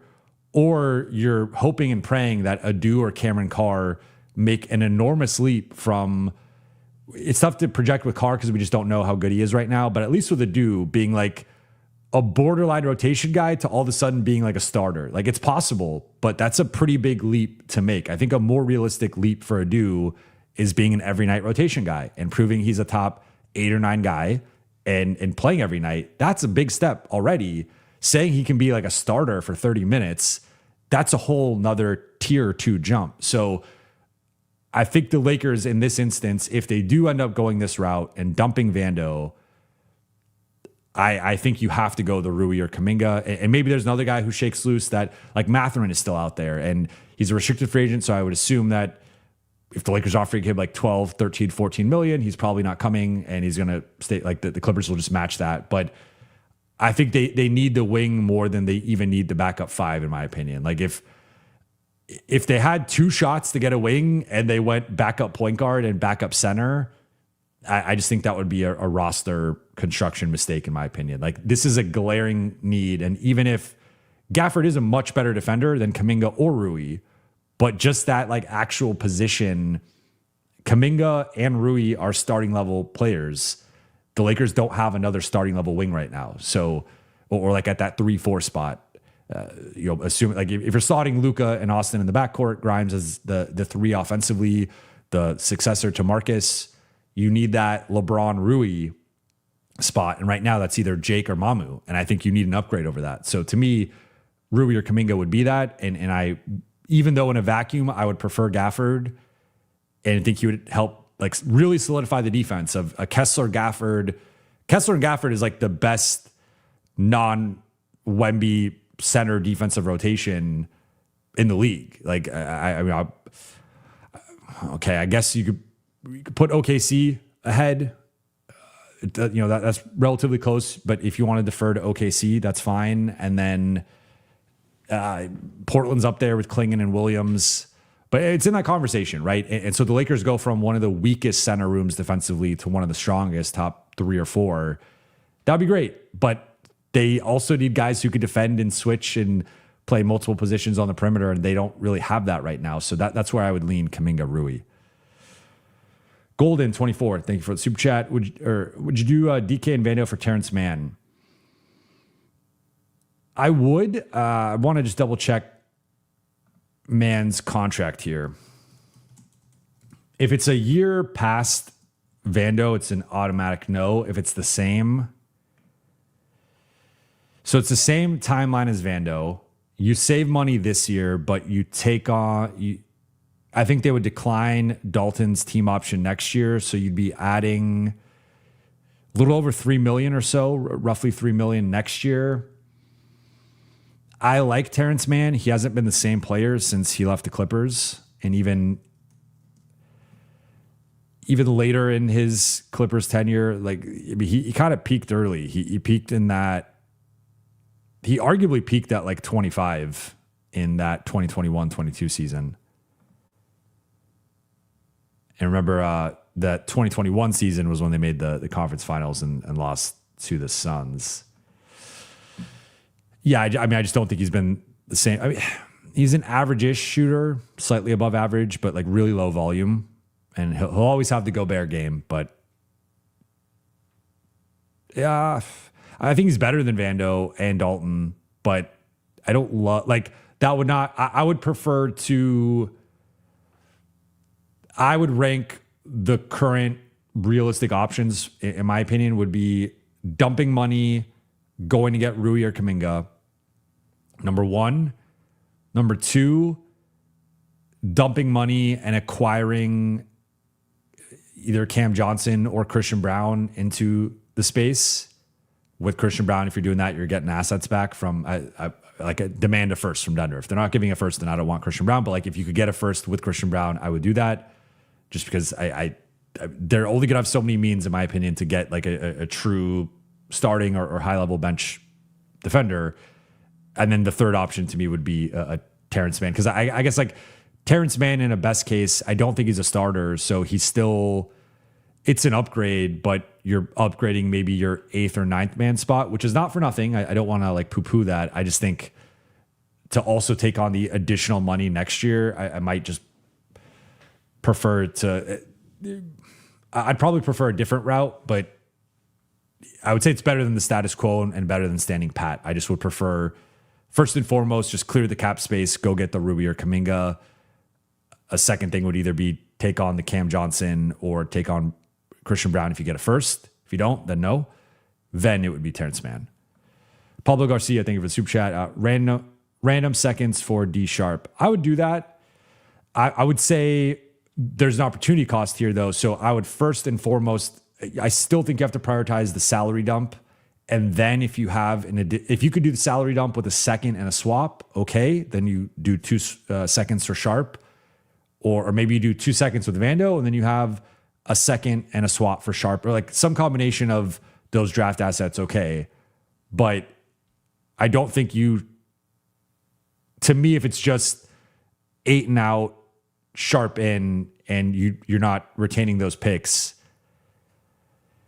you could argue Sharp is a better fit in some regards, but I think Ayton's still an overall better player, and I also just still think they need that wing spot. Nato, thank you for the super chat. Is Rui, Cisse, Thibault possible? Yes, that is, if they clear the space, and then especially if they clear 2 spots, whether that's Vando and Bronny, Vando and Dalton, Vando, Dalton, Bronny, whatever. You can sign Rui into the new cap space, and then depending on how much cap space you actually create, I don't think, like we were talking about earlier, they could create like maybe 20 million. I don't think Rui's getting 20 million, but if you did 14, 15 for Rui and you had an additional 5 or 6, you could technically sign Cisse to an above minimum to force Dallas's hand of like, do they actually want to match that? Like, do they view him as a minimum guy or do they view him as a little bit more? And if you do overpay a little bit, like I don't mind that for Cisse. I really like Cisse. Otherwise, if it's just like a minimum offer, I think Dallas easily matches that, and then there's no real point.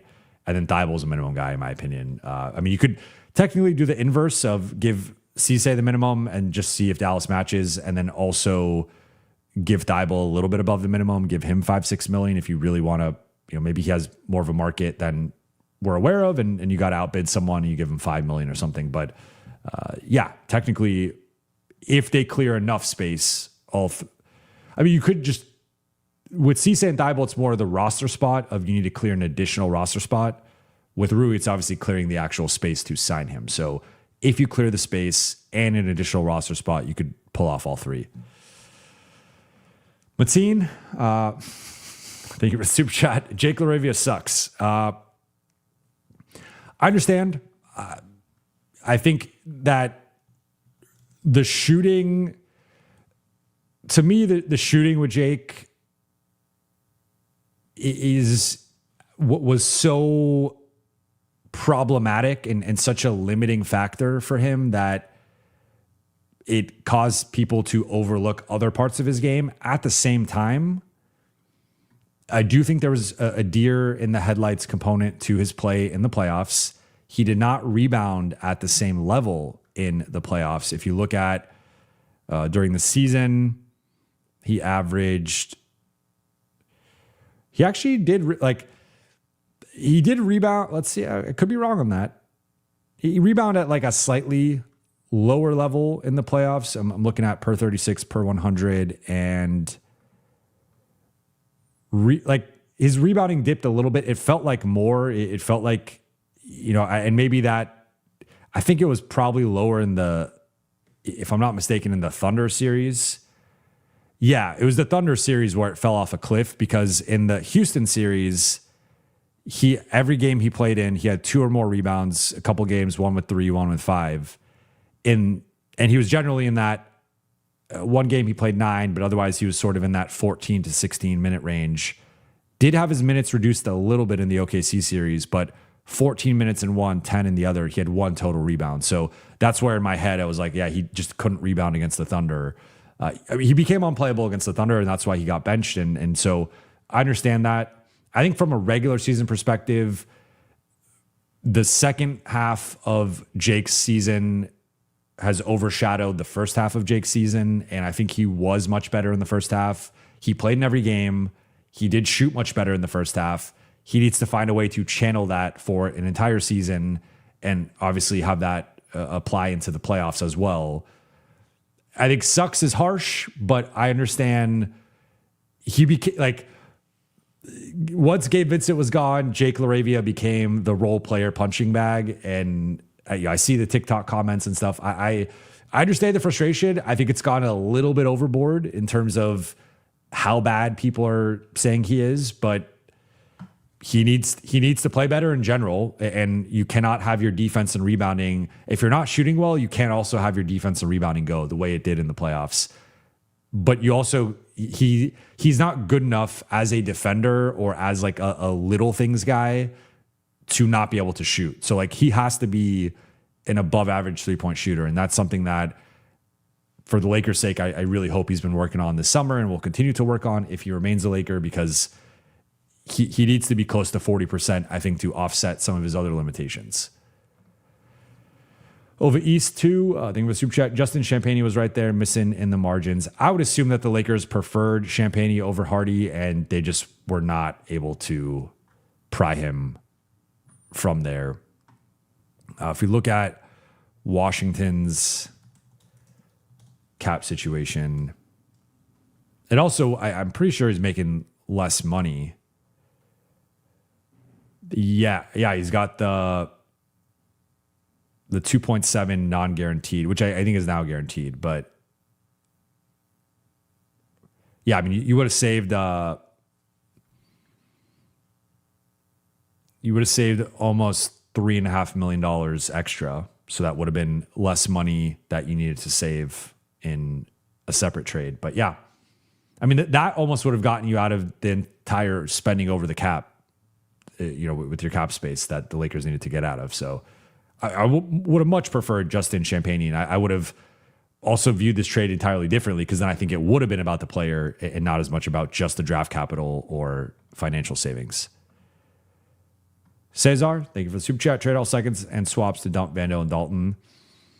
I would prefer to keep at least, so they have 4 tradable draft assets right now, 3 seconds and 1 swap. I would prefer to keep at least 1, if not 2, ideally. But if it truly cost all 4, I think at this point you could go one of 2 ways with this, right? Like, part of me is like, they've gone all in, so you like, what's going in a little bit further? Because if you go all in but not like all in, you do leave yourself some room, right? And they would have 3 seconds and a swap around the deadline to potentially make some moves. So that's the counterpoint for that. At the same time, I just look at this roster and it has like such an obvious hole on the wing, and with that starting forward spot, that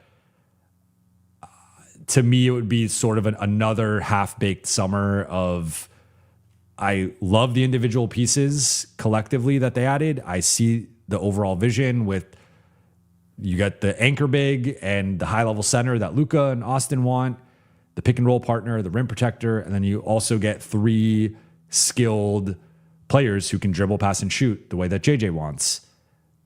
But you did not address the defense on the perimeter. You addressed it on the interior in a major way, but not on the perimeter. And I think that plus the actual just like position is just something that I think if it really came down to it, I would be willing to do that. Now, again, you could say, hey, maybe Rui or Kuminga they're not like the no-brainer defender that you would want in that position. So are they actually worth that? Is it better to wait? Can you get someone at the deadline? Like, that's the counterpoint. I think at this point, there's no guarantee you get a better option later on or the price is any cheaper. So I err more on the side of like going for it, but I think you can make a case in either direction.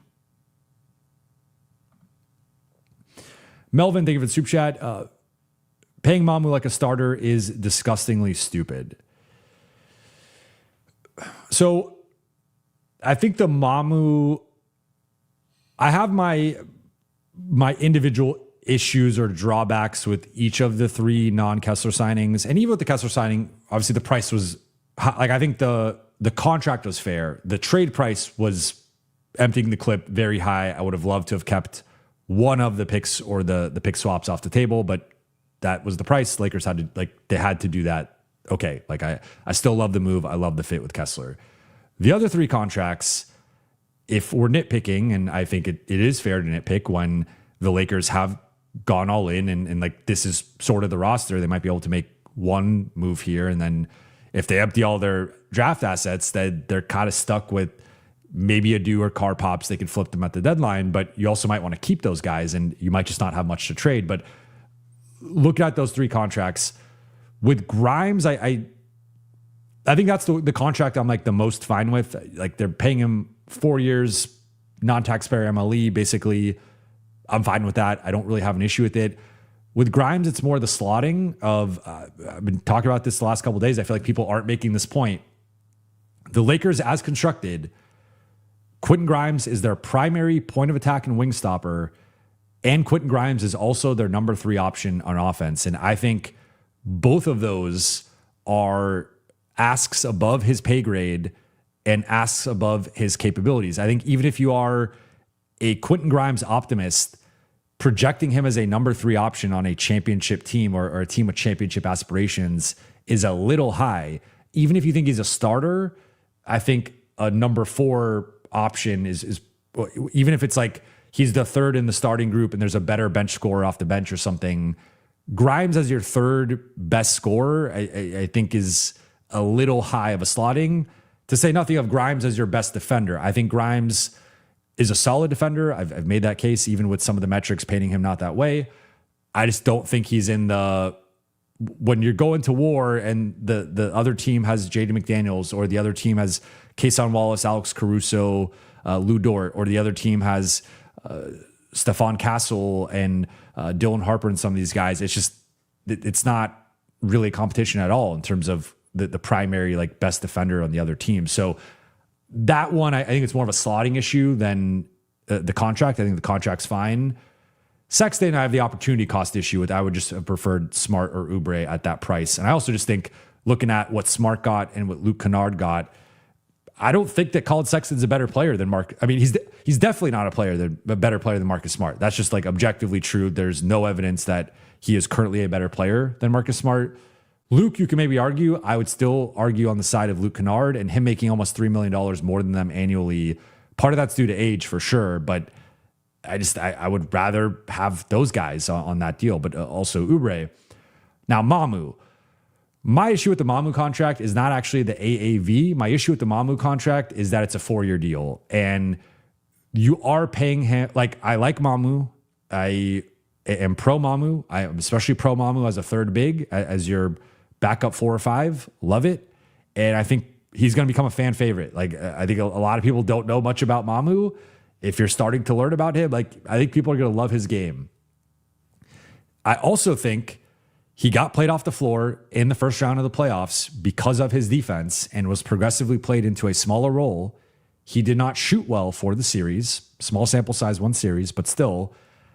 And you're taking a pretty big gamble there on, like, I don't think they're gambling on the role with Mamu. I think they are gambling to some degree with the money.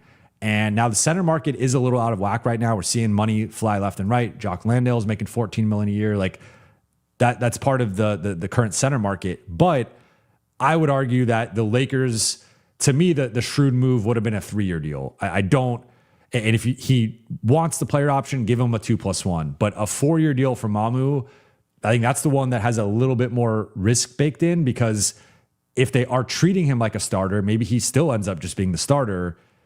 You don't have, like, he's not a sure thing as a starter. I think Grimes is a borderline starter who could grow into being like a bona fide, legit, no-brainer starter. Mamu, I think, is more borderline. And that's even, again, with me talking to some Toronto people, like, they view him more as a really good bench player, but not a starter. And so I just think there's some inherent risk there of paying him that much money for that long. I think there is a world in which that's not like an untradeable contract, but not a positive contract. And so I would have liked to have baked in some risk and insurance against that with a shorter term deal. So either just a straight up 3-year deal or a 2+1 if you really need to give out the player option. But I think a 4-year deal for Mamu is a little bit on the high side risk wise. Grimes, like, no issue with the contract. Sexton would have preferred other players, but that's my breakdown on the contracts with those 3 guys. Jeffrey J. Cal, thank you for the super chat. Maybe Charlotte still wants DK. That, I've not heard that, but that could theoretically make some sense. And typically, I can't say that when teams have conversations about players, and I mean, in this case, it actually was an agreed upon deal, but like teams will continue to have those conversations. So if a team likes a guy and they inquire, they make an offer, or even in this case, it goes through and it gets rescinded, that doesn't mean they're all of a sudden out on the player. Now, Charlotte has had some turnover within their front office in general, and like I think they're making a ton of shrewd moves. So I just don't know where they currently view Dalton and if they're just going in a different direction, but it could be a low risk swing for them. Shidey, thank you for the super chat. LAC, Hardy, DK, Jake, 3 seconds for Dunn, GJJ, plus JK. Let me quickly check the math here, because that would be the biggest thing. Because the first 3 names you're saying are making collectively nearly 17. Then the Clippers guys are making, yeah, I mean, they're making around 16. So the Clippers, let me see the so DJJ has got, he's an expiring. Dunn is an expiring. From this side, Hardy has a team option, DK has a team option, Jake is expiring. So no long-term money.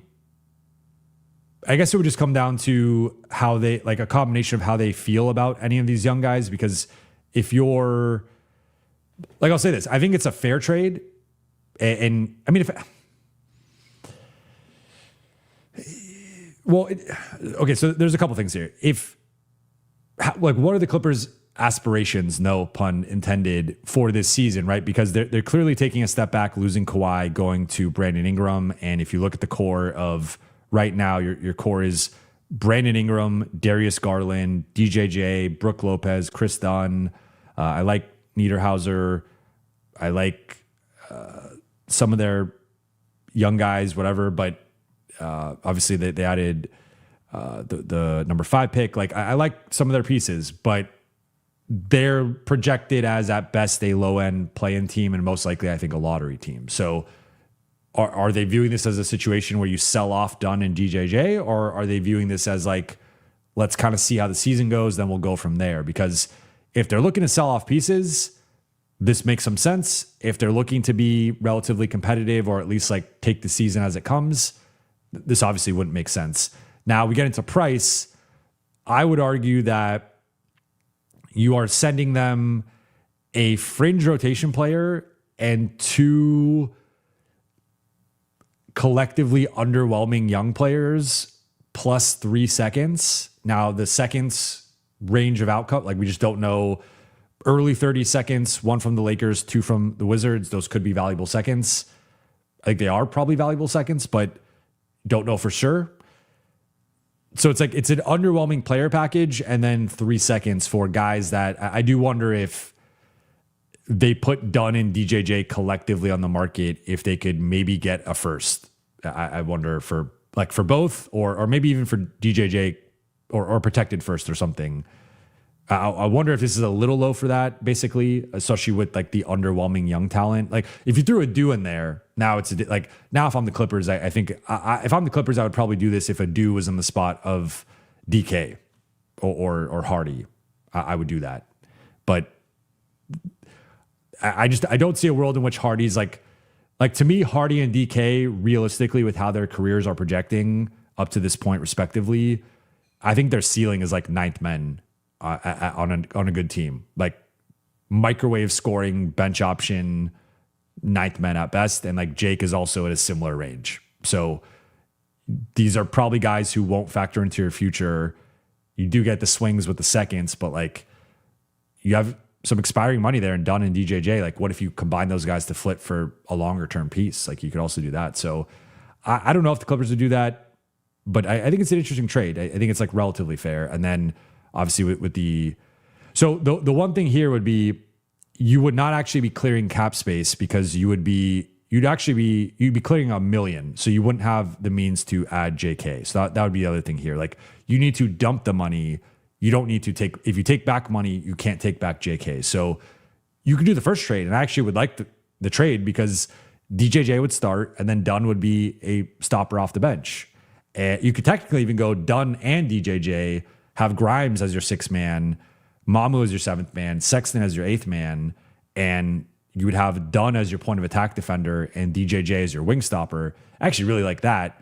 Dunn obviously has some shooting limitations. DJJ shoots a good percentage, but also can sometimes be shaky. So like the shooting there's a little shaky, but you get a bit more athletic comparatively to some of these other guys, more size overall and length and stuff. So I would do that if I'm the Lakers. I don't think that the Clippers do that, but we'll see.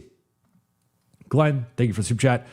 Thank you, Jovan. You're the best. Just checking in quickly. Why the trade? Please share about the guard we are receiving. Is he a rotation player? Too bad our last center won't be dominating. Let me just double check my text here. I want to make sure I'm not. All right. So now, Mark Stein officially reported that. Well, I guess I hadn't seen Stein's tweet, but he did report that they're pursuing a wing defender and backup big man, which is what I said earlier. So just of note. So why the trade? The real reason for the trade is the Lakers save $2 million in their cap sheet. They also get 2 second-round picks, which they could flip. And right now they are trying to dump salary. They're trying to dump Jared Vanderbilt, but if it comes down to it, they have to go other means. That could be potentially Dalton or Bronny. Or both. I think more realistically, it could be Jake LaRavia. I think the preference, though, clearly would be getting off Jared Vanderbilt's contract. And the way to do that is attaching draft capital. Now, the Lakers don't have a first to trade, but they now have 3 seconds. And around the league in general, 3 seconds is like roughly worth. It's worse than a first, but it's worth roughly like a late-ish first kind of value. So if there's a team that just doesn't have competitive aspirations and is in asset accumulation mode, they might just take those 3 seconds. And 2 of them are from Washington, which you just don't know where they're going to be. One's from the Lakers. In terms of Hardy, I would say for this group, he is not a rotation player. He is a bucket getter, just like a pure one-on-one scorer, and he does that at a high level. He's a good 3-point shooter. He's got nice handle and quick burst and stuff, and create that separation. Like he to me, it's somewhat he's a garbage time all-star type guy where you throw him in like last 5 minutes of a game and he's gonna look like an all-star out there, similar to like a Dalton or something, go get some buckets, and you're gonna be like, oh, why doesn't that guy play more? And it's because he does not rebound. He is not a good passer, and he is an awful defender. And he's also 6'3". So he's the definition of a like scoring combo bench guard, but the Lakers just added one of those guys in Colin Sexton, who's better than Hardy. And then they also have a development guy in Cameron Card, who I think is going to get reps before Hardy. So I think this trade was not about Hardy. It was more about matching salary that still saved them some money, plus the draft assets. And now they're in the market for a backup center, and they're trying to clear this space to get Kuminga or Rui. In defense of the genre, I think if it's super chat, more likely Rob sits on the seconds till deadline. I would say not. I think they're trying to, like, in the Lakers' defense, right? Because I think people have been hammering them, including myself, partially for the just ignoring the wing spot. Like, the Lakers are aware that they need a wing and that their defense on the perimeter is subpar. So they're trying to rectify that. Now, if they end up adding Rui, I would argue like they're not changing their fortunes in a meaningful way. If anything, you're like if you're going from Jake to Rui defensively, I think that's a downgrade, especially in a regular season context. Of course, Rui's a better player. Offensive, like I get, Rui's going to make more money. He's going to start. I get that. I'm just saying, like, if the goal is to get better defensively, I don't think re-adding Rui into the mix is going to do that. Kuminga, potentially. I think Kuminga is, he is a better defender, and he's like a slight net positive. Some metrics paint him as a really good defender. I wouldn't go that far. I think he's inconsistent. I think he shows flashes. But I think the Lakers are, like, they want to try to build the roster right now rather than wait it out. So I think there's a question of, can they get off Vando's contract? Because I think that's the big one, where if you get off Jake, that's like a penciled in rotation guy right now. And now I think you're hurting the rotation. DK or Bronny, again, Bronny probably going where LeBron goes, and then DK, that one, I think, that ship has sailed. So I think the preference right now is to get off Vando. It's just, that's a tough contract to trade. I've been making that point for months, that, like, in all the hypothetical trades that Vando's in, like, added some more assets to make that a neutral contract. And I think the Lakers are in that position now with 3 seconds to potentially offset that. Diogo, thank you for the super chat. Do we have assets for Herb Jones or to get Peyton Watson? No. No for Watson, because he's a restricted free agent. Denver's in control there. Even if the Lakers got off money, the most they could create in like a best case scenario is like upwards of like 20-ish. And I think Denver just matched. Like, that's below what Watson's market was projected to be. He was projected to have suitors, potentially including the Lakers, upwards of 25 to 30 million. If he's getting a $20 million contract, I think the Nuggets just match that. And at that point, the Lakers wasted their time.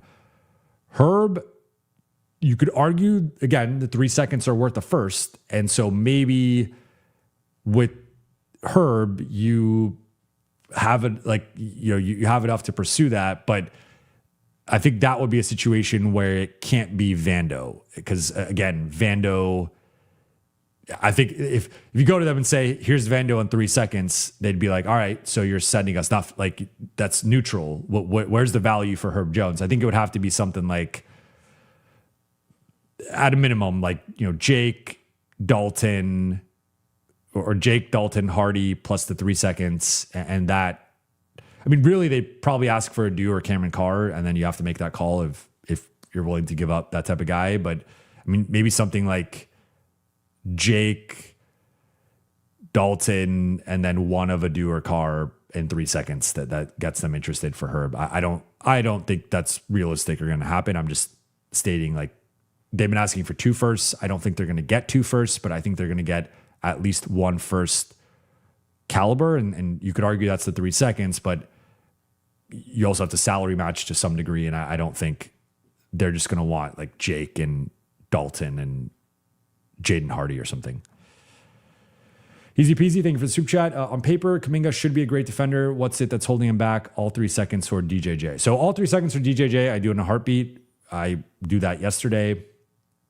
Big DJJ guy. I had him 5th in my wing targets, behind Peyton Watson 1st, Herb 2nd, Tardis 3rd, PJ 4th, DJJ 5th. But you could argue that in like specifically the current role that the Lakers need of a guy who can vacillate between point of attack and wing stopper, DJJ is better than that, or better at that than PJ. I think he's better at that than Tari as well. Herb and Peyton are the two where you can make a case. I think Herb's a little better at that than him. And then Peyton, it's debatable, but Peyton comes with the offensive side, which is far more evolved than DJJ. But yeah, I mean, I would do that in a heartbeat if that's on the table. With Kuminga, I mean, I will do it. So I'm working on, for those who remember last year or last summer, I did breakdowns of each new Lakers acquisition. It was funny going back because I've been working on it for the new guys. And as part of the exercise, I went back and I looked at my breakdowns for Jake, DA, and Marcus. And I was pretty spot on, I would say. If you go back and look at like the strengths and weaknesses and the things I said fans are going to like and not like for DA, it was like, finesse big who like never draws fouls, could struggle with catching the ball, like more turnovers than assists, in drop coverage, relies on his length more than his footwork and his stance and his positioning. And like, that was the thing that guards, I saw in like the pick and roll film, guards just eat against DA in the pick and roll because he's often just trying to leverage his length and they can create that separation. And he would just give up jumper after jumper after jumper. We saw that this past season, to say nothing of his rim protection. So it was funny seeing some of that stuff, but I will have a deeper dive on Kuminga if the Lakers end up getting him. In terms of my just like surface level thoughts with Kuminga, I just think he's caught between like different roles, right? Because this is a guy who viewed himself as a future all-star. This is a guy who viewed himself as a future star. And to his in his defense, that was what Golden State was grooming him to be. But there was this disconnect between him and Kerr. And part of it was Kuminga's fault, which is not being consistent, not fully buying in, not doing the things that the coaching staff wanted. And whether it would be mistakes defensively or like whatever it was, he just was not a Warriors type player in the coaching staff's eyes. And so I think that part of that, it messed with his confidence. It messed with just the overall relationship with him and the team. And we know it got contentious multiple times. But then he goes to Atlanta, and I think he has some nice moments there. But then they also are like, we're not paying you $24 million. Like you're not worth that. So I think in the playoffs, he had some nice moments defensively, some nice games, some nice stretches, but it's not an every night thing. And I think for him, like I do see some Ayton in the Kuminga situation of like Ayton is still, he's further along in his career than Kuminga. And he obviously had even more hype as a former number one pick, but like Kuminga's kind of on the Ayton path, in my opinion, where it might not be until he's in his late 20s when it's sort of like, he finally is like, all right, I have to just embrace that I'm not who I thought I was going to be necessarily. And if he embraces it now, like great, because I think he could help the Lakers a ton, and there's like a ton of upside there. It's just like, are you confident you can not only unlock that, but like consistently channel that? That's an open-ended question. Flars, and I know I owe you a response. Thank you for the super chat. Cheers to the 4th and a wild offseason so far. Yes. Happy 4th, everybody. Hope you all spend it with your friends and family and enjoy yourself. Hopefully no news tomorrow. I will be off the grid. It's my brother-in-law's birthday in addition to the holidays. So going to be both celebrating the birthday plus the 4th. And now we live near the beach here in South Bay. So going to go out there and hang out at the beach all day, drink some beers, but might go like live or post something in the morning and then take the rest of the day off. Hunter, thank you for the super chat. Any concern long-term if you're AR with all these shooting guards? No, because I think, we could go player by player if we go back to if you want to pull up the depth chart here, right?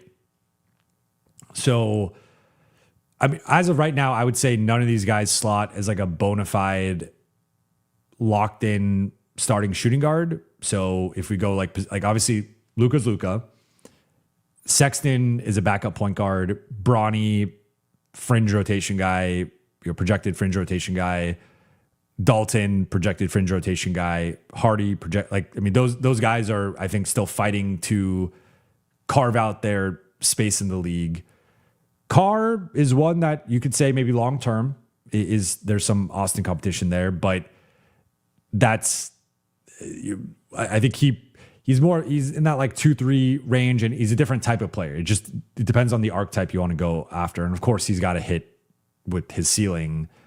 Then you go to Grimes, and it's just they're different types of players. Like Austin is a higher level ball handler and playmaker. Like the passing gap between the two is incredible. Now Grimes is a better shooter, even though like this past year that was not the case. But I would say overall for their careers, I think Grimes has proven to be a better shooter than Austin. And Grimes is obviously more athletic, and he's got that downhill ability. But Austin, with his ball handling, the playmaking, the craft, getting to the free throw line, and just the prolific numbers he puts up in his role at a prolific efficiency, I don't like. Technically, you could argue Carr and Grimes would be the competition, but I think those are just two different roles entirely than like what Austin provides. Now, if the Lakers decide, hey, we need to prioritize defense over this secondary all-star level backcourt role, then maybe. Like I'm not saying that could not happen. And really, if we're looking at the Lakers' assets, like they only have so many assets in terms of their players. I don't think you're trading Sexton or Mamu or even Grimes necessarily for some like high level return. If the Lakers end up pivoting at some point in the next year or two, the two obvious spots to pivot from are Austin Reeves and Walker Kessler. Like those are the guys that you go pivot off of and go get the big thing. And this is what we've talked about with Austin, where like at a minimum, the Lakers needed to retain the asset because they were not going to replace Austin. Like right now, imagine if Austin walked, if Austin went to Detroit or wherever, right now, the Lakers would have they would have the 21 million off in space, and then they created the 2 with DeAndre. They'd have $23 million right now. So you could go get your Kuminga or whatever, but if you just take Austin off this team and you put Kuminga or whoever, and it wouldn't be the full thing, but like Kuminga plus something, like a bench level something, you are now entering a season where it goes from Luka Doncic to Quentin Grimes or Jonathan Kuminga as like your second option. Like as great as Luka is, as much as he's carried teams on his back as all time of an offense unto himself, that going up against Shea and what he has, or Wemby and what he has, or even Ant and what he has, Jokic and what it's just such an unfair fight. So the Lakers needed the all-star level scorer, an offensive option with Austin. Now, is it going to work?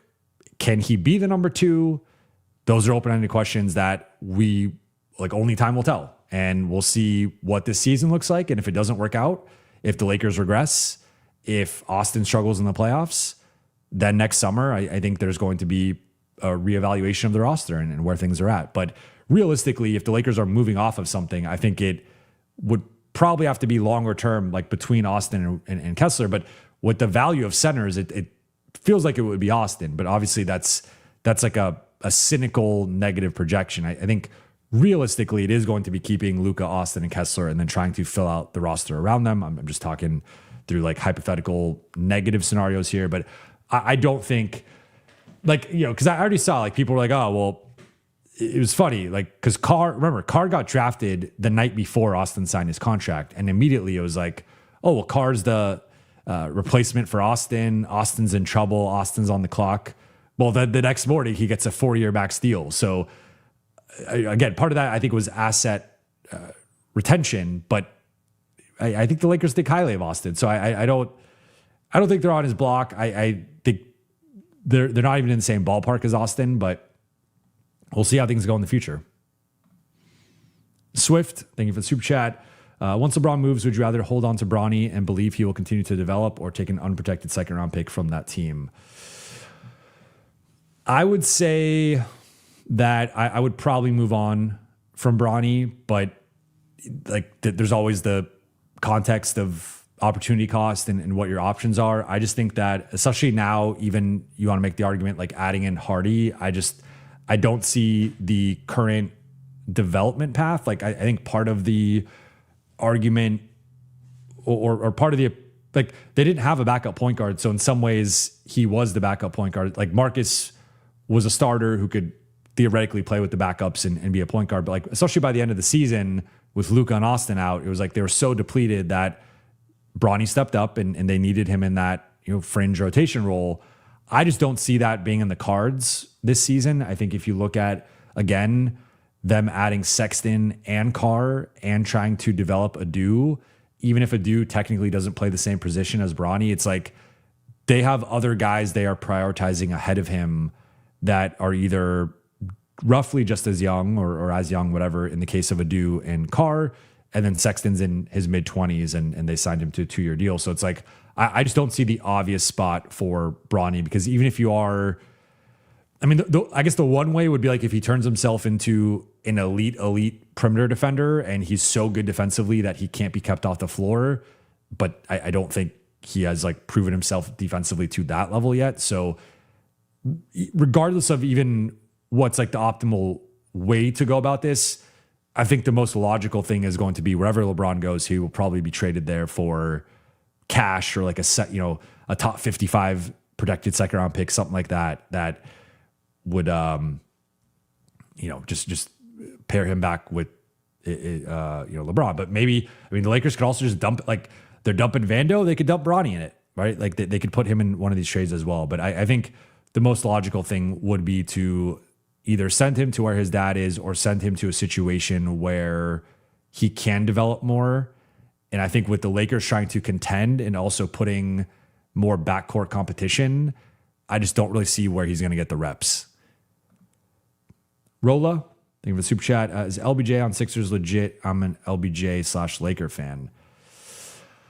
I think they're in the mix. And obviously, we haven't even spoken about the whiteboard today yet. But on the Rich Paul, Max Kellerman podcast, they went inside the logic, and I mean, it was really insightful. Like I know people are memeing it, and it was entertaining, it was comedic, but it was also some insight into how these things actually work, right? Like we rarely get a full peek behind the curtain in terms of, remember when the Kings accidentally posted their draft board with the picture with Vlade. This was like 9 years ago. And the Kings had their draft board in the background. Like the Kings also, remember, had Grantland come in and do a doc on their draft night. Like you get little glimpses of these things, but like how great would it be to see the Lakers big board and have a photo or have like a mini documentary on the Lakers free agency process and the breaking down of, okay, what was the center plan? Like what was who are the guys? Was there anyone above Kessler? Was Kessler their number one guy in terms of like realistic gets? And then post Kessler or like penciling in, all right, we're getting a big, here are the skills we need. Here are the positions we need. Like it would have been fascinating to hear that thought process, or at least have a big board, like breakdown of it. So to get that from the LeBron free agency, I thought was interesting. And some of the teams that they were highlighting with Cleveland, Miami, Denver, Minnesota, and Philly, it was just interesting to see like LeBron contrasted with those projected starting groups. I think I'll say that like just in the ether, there's like Golden State has been the team he's been the most attached to. Now that does not mean he's going to go there, but that's just been the one that has had the most buzz. I think it is going to take some time here. He's going to be courted. He's going to go through that process. But just straight up, in my opinion, I think the two best basketball fits for him now that the Spurs aren't technically off the board, but I think they re-signed Champagnie, they re-signed Barnes, they added Tobias Harris. If LeBron wants to go there, they will like make the room for him in terms of the role and the rotation and stuff. But it just feels like a little bit of a crowded front court. You have Wemby, Cornette, they drafted two centers. Then you have all those guys. Vassell plays at the 3 a ton. You're probably going to start at the 3. It's just a pretty loaded front court in terms of like minutes and playing time that it probably forces them into making a trade. I didn't even mention Keldon Johnson. So that one I don't see as much anymore. It seems like he's not going to the Knicks because they won the title.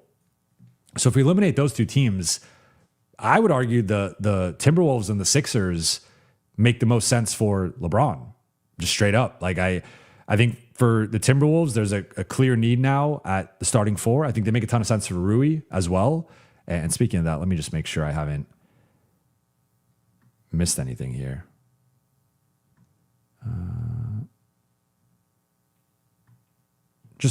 Okay.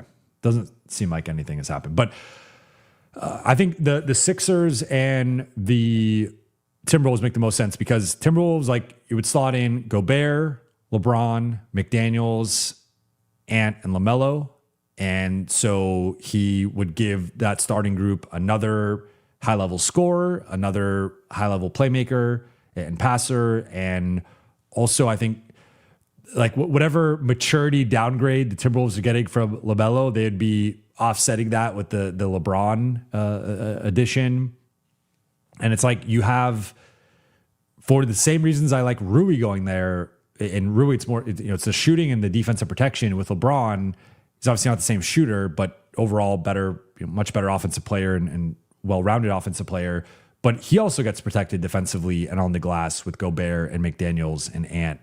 And so that, I think, to me, is probably the best of all the fits, because you go like Miami, he's kind of playing the three, and I think he's more of a four than a three. So I feel like that's a little bit of a complicated fit, and they don't have a ton of shooting. So I think there's kind of a limitation there. Cleveland, I mean, I think Mitchell, Harden, LeBron is a worse defensive foundation than Luka, Austin, LeBron. I think that's a really tough backcourt. Now you do have Mobley and Allen there, at least, compared to what the Lakers previously had with Ayton and whatnot. But that, to me, is not the cleanest fit.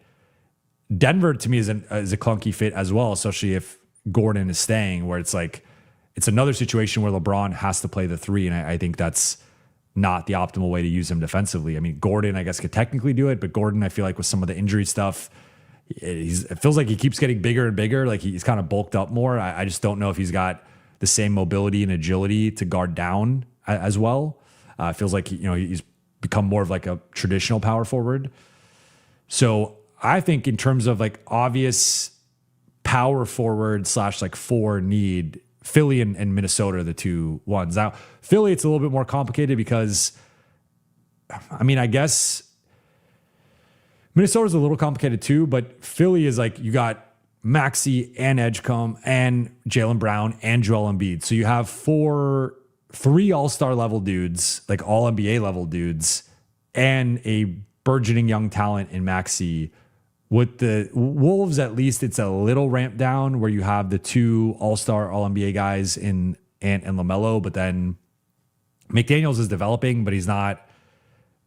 I mean, maybe you could compare him to Edgecombe, but I would put Edgecombe ahead of him in terms of just like offensive upside. And then obviously Gobert is not the same as Embiid. So I would say Minnesota, to me, would be the most obvious fit. Philly would be second. And the appeal with Philly, too, would be you're in the East. But on top of that, like, Embiid's going to miss some time. He's going to be load managed. They do need to reduce the workload on Maxey and Edgecombe. So I think there would be the nights where LeBron is featured more, especially when Embiid's out. But they also have enough where he doesn't have to do too much, so he could pace himself for the playoffs. And then come playoff time, he could be a strong closer for them. So I think those two make the most sense. To me, Cleveland, Miami, Denver, there's just some overlap there with those teams having fours that kind of force LeBron into a different position. But I mean, look, he's LeBron. He could fit anywhere. So I don't want to overthink the fit. I'm just looking at which teams are the cleanest fit and need his skill set the most. And then also have, in the case of Philly, you have Embiid back there, not the same defender he used to be, but still a big body. And then you have Jaylen Brown and Maxey and Edgecombe on the perimeter with speed. Like you can see the vision for it defensively. Minnesota, you can easily see it. Everywhere else, I'm like, Miami would be really good defensively. They could protect him. I just think you're putting him on wings a lot. Then Cleveland, I'm a little iffy on that one. And Denver, you also have Cam Johnson. You have Peyton Watt. Like you might have like 4 power forwards on that team or like 3.5s that I just think it gets a little bit of a shaky fit, at least defensively. Project MJ, thank you for the super chat. DJJ for Hardy Connect 3 seconds. Sign Nick and Matisse. People are on this 3 seconds for DJJ. If they could pull it off, I would do that. I don't know if that's enough for the Clippers, but I'm on board with that. All right, next one from PMAD Boricua here. Wondered how your parents met. Well, shout out to my fellow Boricua. I'm actually going to Puerto Rico in a couple weeks.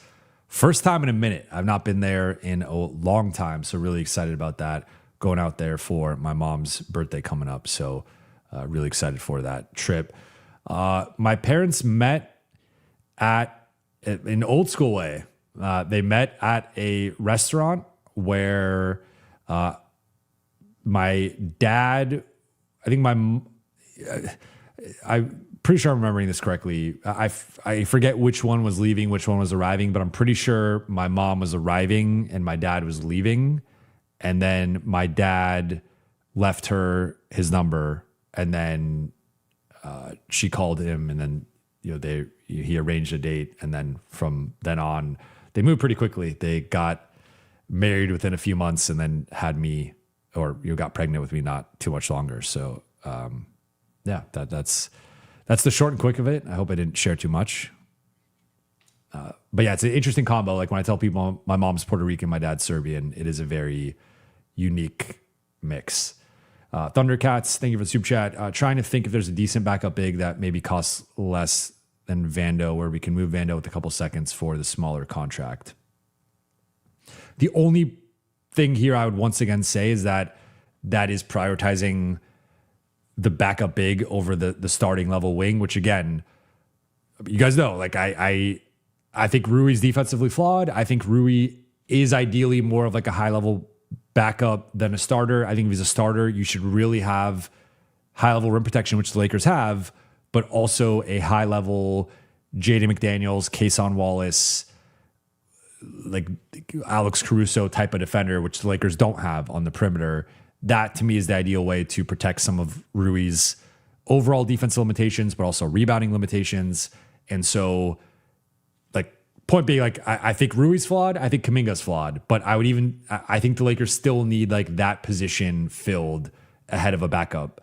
But if Rui signs with Minnesota and Kuminga goes somewhere else for more money, and you don't have those options, then obviously I think you have to. Then I would look to explore.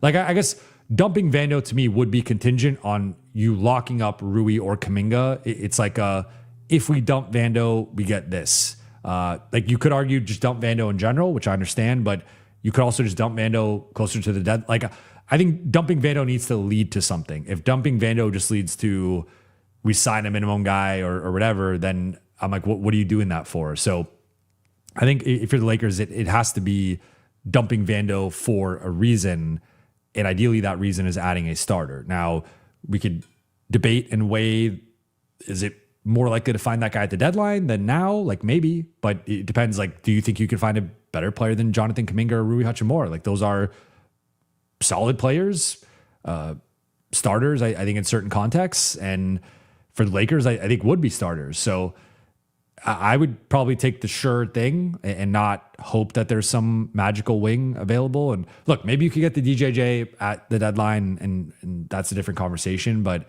or you could get the DJJ in trade and you could get him right now. And then that's also a different, like, I guess there's theoretically a version where could you dump Vando and do the separate transaction, get DJJ and also get Rui or Kuminga? That'd probably be at a lower number, but I mean, that would be like best case scenario, because then I think you could go with either both of those guys or one of those guys with Grimes and the other guy coming off the bench. Like that would probably be the best case scenario here. But I would hesitate to move Vando for a center just because I think you need, if you're getting off that contract, ideally you're just getting off of it entirely and then you could go sign someone. Or if you're trading him for someone, it would be a wing, in my opinion. But depends on how things play out. Jason, thank you for the super chat. What about a DK for Ben Shepherd in Indiana swap? I would do that because I think Ben Shepherd is better than Dalton, but I don't don't know how much Ben Shepherd actually moves the needle. Like, again, I like him more than Dalton, so I would take him over Dalton. And that was obviously something that was previously discussed between those two teams.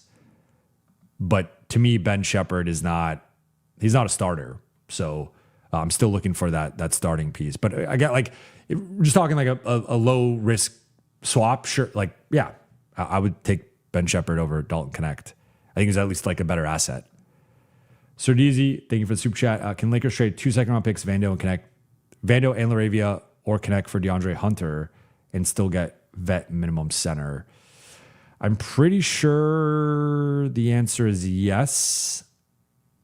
Hunter is making 24.9. That's a pretty big number. Vando, Laravia, Connect is about 20. Well, that's about 22, 23. Yeah, that would work. Lakers would be taking on a little bit more money, but they're already hard capped at the first apron. But yeah, you could do something like that. What's Hunter? Hunter's expiring. I would still probably prefer Rui or Kuminga personally. I'm a little lower on DeAndre. I like the offensive fit with Hunter, but I think Rui's better, and then I think Kuminga's better defensively, even if he's more inconsistent. So I would rank those guys. I'm still kind of at the spot where I probably go Rui, Kuminga between the two, but I would probably go Rui, Kuminga, Hunter. That would be my ranking. BT Kingsley, thank you for the super chat. Bruce Brown and Rui or Kuminga turned 14 mil into 2 players. I would love Bruce Brown. I mean, that's another one that I've been focusing more on the wing defense, obviously, but if it's like Bruce Brown versus Matisse Thybulle, I think Bruce Brown is a far more playable player in a playoff context and has far more utility on the offensive side, and then defensively isn't the level of defender that Thybulle is, but he's not like a defensive liability. I would say he's like a slight positive. So I would take, I would take that. Cage Britt, thank you for the super chat. Laravia, Dalton, and JH plus, Hardy. I was like, Jackson Hayes, he's back on the team, which is now like an interesting what if with DA gone, but Jackson would have they would have only been able to offer him the minimum unless they shed the money for Jackson, but like you're not getting the wing. Plus 3 seconds could get us something positive. Yes, I think so. I would say in general though, you rarely see, like, just think about some of the trades that have happened with the exception of a big trade for, because like take a step back here. Like the Lakers would obviously be the aggressors here in terms of you're trying to condense and consolidate those 3 players plus the picks like into something, right? Typically the trades you see where it's like 3 for 1 or 4 for 1 or something, it's for like a star or a starter where like that player's on the block or that player's available. And then it's like I think the team is more pushing it. So I guess you just have to find a suitor who is pushing players in this general range, which would be about $16 million plus the seconds. Like I think that trade package is largely neutral. All 3 guys are expirings. A couple of them have team options, and then you add the seconds, so then it becomes a positive. But we talked about DJJ. Like I think it's probably the best you could do. I don't even know if you could do that though, but if you could, I would do that for sure. But yeah, I think if you combine those 3 plus the seconds, you could get something. Ascourt, thank you for super chat. Lakers contenders if Vando, DK, Jake for Rui, JK, Gaff. I mean, I would really like if you flip those 3 for those 3, it's just financially that's not gonna, like Vando, Dalton, and Jake already are gonna make around 22. Gafford makes 17. So the math isn't gonna math there, but I would, if you could flip any of those 3 into one of those 3, or those 3 combined for one of those 3, I would love that. Zindrum, thank you for the super chat. Might have already asked, is Watson possible if they could somehow move Vando, Jake, Dalton, Bronny, and Hardy? Also, keep up the great work. Thank you. I appreciate that. Technically, yes, but it's going to be at a price low enough where I don't think Denver is going to sweat it. Right now, we were talking about it on Lakers Collective yesterday. I think Denver's something like 14 million under the second apron. So if they sign Watts, if the Lakers, I think realistically, like the most is in the 20-ish range they could get for, 20 to 22, let's just say for Watson. That's low enough where they could actually sign Watson and then, or like match on that contract and then either flip Johnson or Brown for something back. Because right now the challenge for Denver has been, depending on how things shake out and the way things were looking, like if Watson got a $30 million deal, they'd basically be in a situation where they have to dump Johnson or Brown and not take anything back to retain like the core. If Watson's at a lower number, they actually could be in a situation where they could either dump a lesser player. Now you're maybe getting Zeke Naji, or you're attaching stuff to get off of Zeke Naji, or you're in a situation where you could get off Brown or Johnson, but take back money. So maybe you take back not a great contract, but it's a cheaper contract. So like, in theory, they could trade Johnson or Brown for Vando. And that's its own thing. Cause obviously in this scenario, Vando's hypothetically getting moved to create the space for Watson. But like if the let's just hypothetically someone else was going after Watson, someone cleared cap space that they make him $18-20 million deal, they could just be like, oh, well, we'll trade with the Lakers and get Vando back and get maybe Johnson for Vando, because then for the Lakers, you're at least getting off of the extra year. Or they could trade for a different player and then save enough money where they get back onto the second apron, they can retain Watson, and then they did lose a rotation guy, a key starter / rotation guy, but they retained Watson. So I don't think they could get to a high enough number with Watson where Denver would balk and say no. I think it had to have been starting in the 25 range, if not a little bit higher. And so the Lakers are not going to get to that. So I don't think Watson is really in play here. Francis Laker, thank you for the super chat. Rob So Petty, he told DA you should go to the Wizards. You'll get chances there since a certain someone will get injured somehow. I mean, I don't know if it's that straightforward. I know I kind of spoke to that to some degree earlier. Like it's clearly a better situation for DA because Kessler is the long-term center of the future, and Kessler is someone who's played he didn't play 2 full seasons, but the last 2 seasons he's played in, he's averaged 30 minutes. So I think he's someone who's going to be 32-ish range or so. So it's there's only so much for DA to play. And that's before even mentioning Mamu's going to play some at the 5. So I think in hindsight, now that we've seen the move, I think part of this was also probably a roster squeeze where I don't think Mamu's only going to play at the 5 or be primarily a 5 necessarily, but I think Mamu will play at the 4 and the 5 and was making more money than DA, and DA was probably going to get squeezed a bit.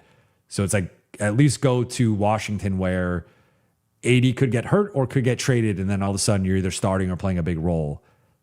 I think that's the core logic behind that. But obviously for the Lakers, I mean, ultimately you're not really prioritizing or factoring in what DA wants. But the tricky part is he shares an agent with Luka Doncic. So similar to when the Lakers were in business with Clutch and Rich, it's you are factoring in the Clutch part of it and you're not trying to offend or upset them. There's a similar dynamic here with Luka and Bill Duffy. You're trying to weigh all the factors, and a big thing with agents is if you're going to trade someone, giving them the heads up, potentially even letting them pick the destination if there's multiple places. But there is a courtesy element to it of not blindsiding them, especially if they're representing the star on your team. So that's where I think that probably factors in a little bit.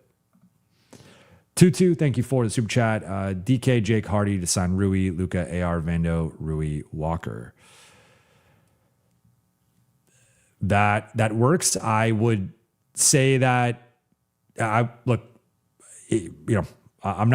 ruling it out entirely, but I will continue to state that over the last 2 seasons, when the Lakers have had a fully healthy rotation, including needing perimeter defense, it's not like the 2 years ago version of the Lakers or last year's version of Lakers never had a roster construction where it was like, oh yeah, they're good on the perimeter. It was always like, no, they need a little bit more perimeter defense.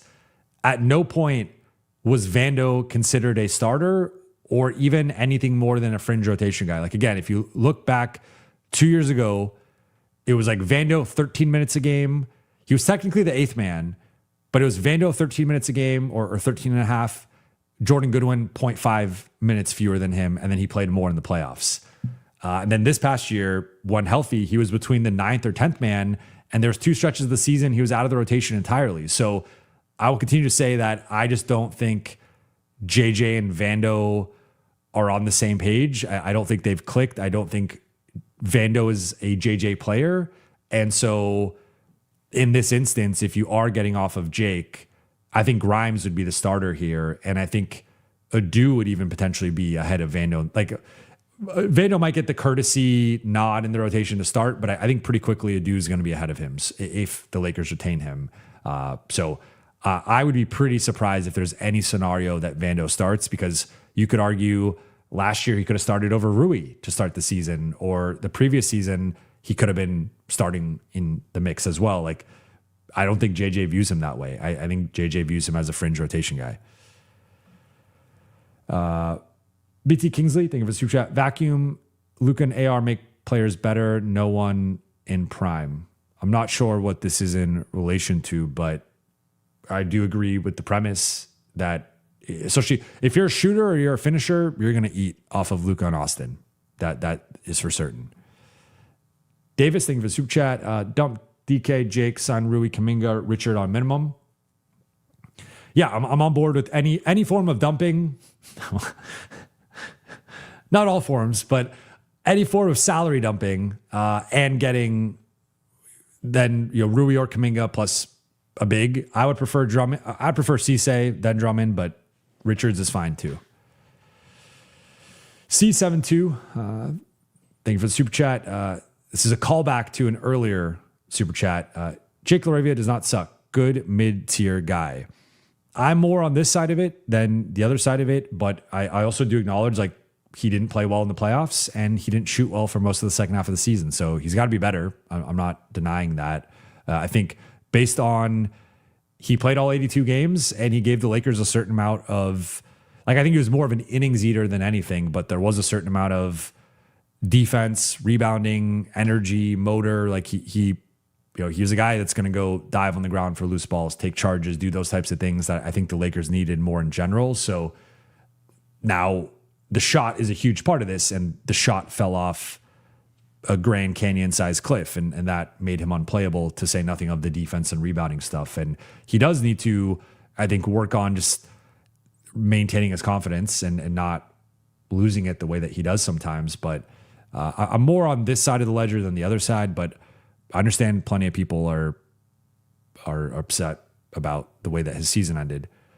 Joey, thank you for the super chat. Eason on a big 1-year deal, so he's an unrestricted 2027 if Houston matches. Eason already resigned. Eason signed a 5-year, $81 million deal yesterday, which I thought was relatively team-friendly, $16 million AAV.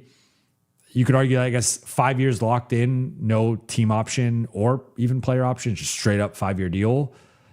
That's maybe like the player-friendly side of it. It takes him from age 25 through age 30, but I thought 16 AAV was a little bit low for Eason's skill set. I mean, he's one of the best wing defenders in the league, and he's also average-ish to slightly above average 3-point shooter. So that's he's also a really good rebounder. So I like Eason. Now I've come back around. I was in on Eason, then I was out on Eason, then I'm back in for those who were, a couple people were monitoring my Eason feelings. That's where I'm back with him. Lennon, thank you for the super chat. What about 2 or 3 seconds plus Jake or Hardy for Sadiq Bey? Okay, so again, the thing I will continue to mention with any sort of trade here with the seconds is ideally you're just dumping. That's the word of the day. You are salary dumping and you are creating that space to go get the Kuminga or the Rui. Saddiq Bey, to me, if you can't do that, I would take Saddiq Bey. I think it's a little bit of a steep price. I don't think I would do 3 seconds for Saddiq Bey. To me, he's more of a 2 seconds guy. Like, I don't think he's worth a full first round pick, basically. Like, that's the general valuation there. I don't think, like, Saddiq is not a first round pick guy. But to me, Sadiq's not a starter. I like Sadiq in a bench role. I think Sadiq's better than like Jake. So different archetypes in general, but like similar position. And also if Adu is eventually going to pop as your defensive wing off the bench, you could have Sadiq as like the scoring forward off the bench, which I like. But I don't think he's good enough. Like, he's not, to me, in the Rui Kuminga class. I think those two guys are just better players who I would rather have. So I guess you could talk, like, there could be a version where it's Grimes and Bey starting, but I would prefer if it's Rui or Kuminga. Is he a real one? Thank you for the soup chat. Today's my daughter's 8th birthday. Excellence. Can't you get a B-Day shout out before you leave? Of course. Happy birthday. Hope you have a great 8th birthday and eat lots of cake. Maybe not too much, but lots of cake, lots of candy, and you get some great presents and spend time with your family and friends. Don't know your name, but shout out to you, and your dad is a real one. BT Kingsley, thank you for the super chat. Bruce Brown, Rui, JK, Matisse, who am I missing left to sign? To a lesser degree, Kogi probably deserves mention. Zaire Williams, I like. Ochai Agbaji, I really like as well, but the shot is the X factor with him. I would say let's tier this here, right? So I would say Rui and JK are tier 1 starting level players, at a minimum high level bench guys, but like starting level to high level bench. That's its own tier. My tier 2 would then be Bruce Brown. Honestly, maybe by himself. I think I do view Bruce at a different level than Matisse overall in terms of like a playoff rotation. Then I would go tier 3, Matisse probably by himself. Then I would go tier 4 for me is probably Ochai, Zaire Williams, Josh Okogie, where it's like 2 project type guys that you're making small bets on, and then one guy who maybe you could put Okogie and Matisse in the same tier, maybe. Like those guys are safer and more proven than Zaire or Ochai, but those guys have the higher upside. So it just depends. The Lakers are making some upside bets in key parts of the rotation where maybe you want a little bit of a more vanilla, safer player at a different spot. So maybe I would go Matisse and Okogie in the same tier, and then the final tier would be Zaire, Ochai. Like, I just don't know if those guys are ready to be every night rotation guys, where Matisse and Okogie are. There's just a limitation there where I don't know if they're playoff guys, right? So like that's why there's different tiers, and like Bruce Brown to me doesn't check exactly the box, and I understand but I think he's solid enough defensively, and he like if he outplayed Colin Sexton, I wouldn't be like shocked by that necessarily. Like he is a guy who now I guess the interesting thing with Bruce is like he's looked so much better in Denver that he might just be, I don't want to say like a system player, but he's kind of a system player with the way that Denver plays, where like Denver Bruce versus Indiana or Toronto Bruce is just, I think it's night and day. So maybe he would look the same way with the Lakers. That would be maybe the downside there, where he maybe drops then into like the Matisse Okogie tier. But yeah, I would say those are, I can't really think of anyone else in this mix off the top of my head. TW Dabs, thank you for the super chat. Is it weird I would rather have Kuminga over Rui purely because of age, athleticism, and he has a larger scoring bag than Rui? No, I think you are nailing all the reasons to pick Kuminga over Rui. I would throw in the defense. I would throw in the rebounding. I mean, we could look at, I was going to pull up Basketball Reference, but we don't even need to break it down like to that degree. I just think Rui's more stable. He's steadier. He has a higher floor, I think, on a nightly basis. Like, Rui has like this metronome quality to his game where he's pretty consistent. You know what he's going to bring for better or worse. You know what he's like. He just does what he does. Rui is Rui. Kuminga is an all-star some nights and like a bust some nights, right? You just don't know what you're getting with Kuminga. But certainly the age, the athleticism, the defense, the rebounding, the bag, like I get that.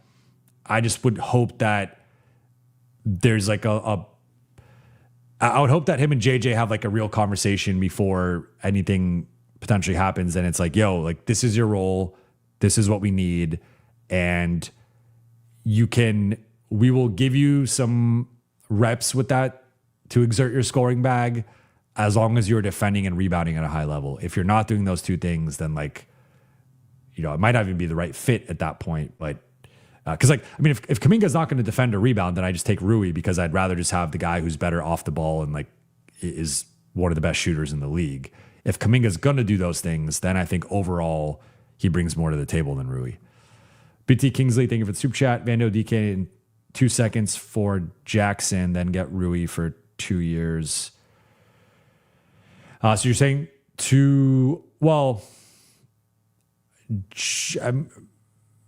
I'm not 100% certain on this, but I'm pretty sure Jackson cannot be traded now. He hasn't officially signed the deal, but you could technically turn it into a sign and trade, although I guess you can't sign and trade a player who you don't have rights to. So that's wrong. I don't think technically they'd be able to trade for Jackson anymore. It would have to be a situation where he backs out of his contract. But even then, you only have a minimum, so I don't see why he would do that. But if you dump Vando and DK, it's about, again, almost 17 million or so, and you freed up so you're saying 2 years, 18 with player options, so it's 9 million a year. You could fit Rui into that. You could fit Rui and Jackson into it. You can't trade for a player who just signed with a new team. That's not how the trade rules work. Free your mind. Thank you for the super chat. When you say wing for Lakers needs, I always think a guy that can guard 1 through 3, but Rui and Kuminga have poor defense against 1s and 2s, right? Who guards point of attack? Grimes is actually going to be the point of attack guy. So I'll pull this up. This is, and again, like defensive grades, these are, take it with like a relative grain of salt, but I think B-Ball Index has some of the best metrics out there, particularly for for defense and individual defense. So I will share this tweet from friend of the show and frequent guest Crangus. So here are the defensive. This is like the way that, and this is pre obviously Ayton trade, but this is the way that he has the Lakers defensive roles penciled in, partly due to like position and need, but also partly due to like the optimal way to use them. And you see, so point of attack, Grimes is a C+ grade, which is obviously above average, but like barely.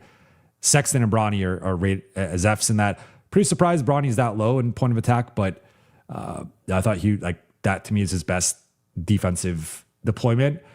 Reeves is a B- as a chaser, which like that I think is Austin's arguably like biggest strength outside of charges, is like chasing guys around actions because of his speed and screen navigation. It's more so on the ball where Austin can be targeted or attacked.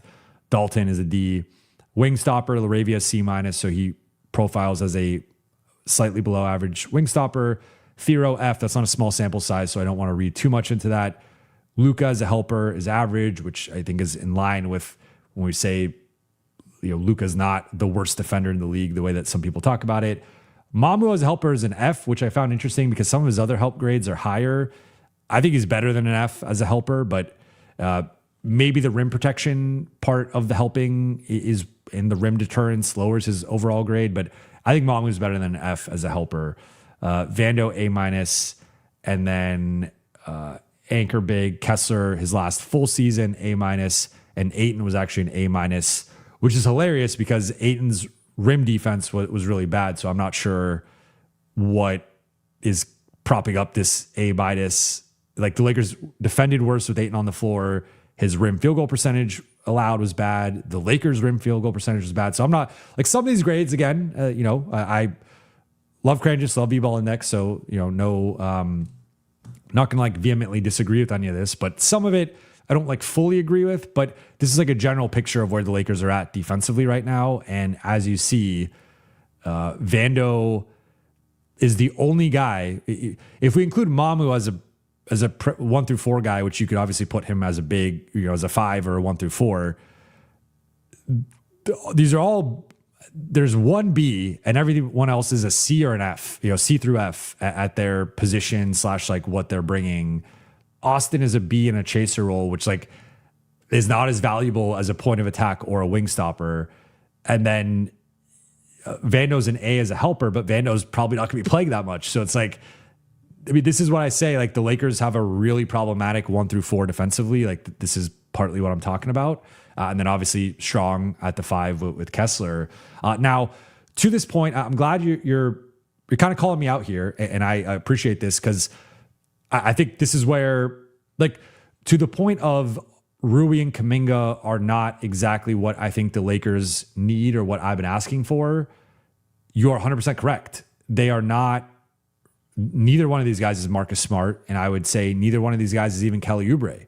Kelly Oubre, I think, is an underrated defender who, especially this past year in Philly, might have just had like a kind of late prime like career year, but rated out really well defensively, guarded 1 through 3, and also had one of his best shooting seasons of his career, potentially an outlier shooting season. But for me, what I really liked about both Smart and Oubre was that they could vacillate between point of attack and wing stopper. So you saw that Marcus's defensive versatility. He could be point of attack, guarding Shea, guarding Ant, guarding those types of guys. But then he also got the Durant assignment. I would actually argue he's a better wing defender than he is a better point of attack defender. But like Smart could do both and do both at a reasonably high level.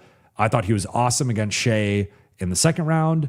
Like all things considered, he's not the same defender he was. He's in his 30s. He's had injuries, but a key part of LA slowing down Shea was not just the scheme. It was the defense that funneled Shea into the scheme. It was the defense off the ball. Because then remember, OKC started having Shea play off the ball. And how many times was Marcus drawing offensive fouls or poking the ball loose or just frustrating Shea? Like, I think Marcus, his job against Shea in the second round has been underrated in this entire conversation. But Marcus, and you also had Kelly Oubre, I thought had a pretty strong series matched up against Jaylen Brown and Jason Tatum in that first round upset. Wasn't as strong in the second round against New York. So there's a limitation there. I view him more as a bench guy, but like the Lakers need that guy, in my opinion, who can go 1 through 3.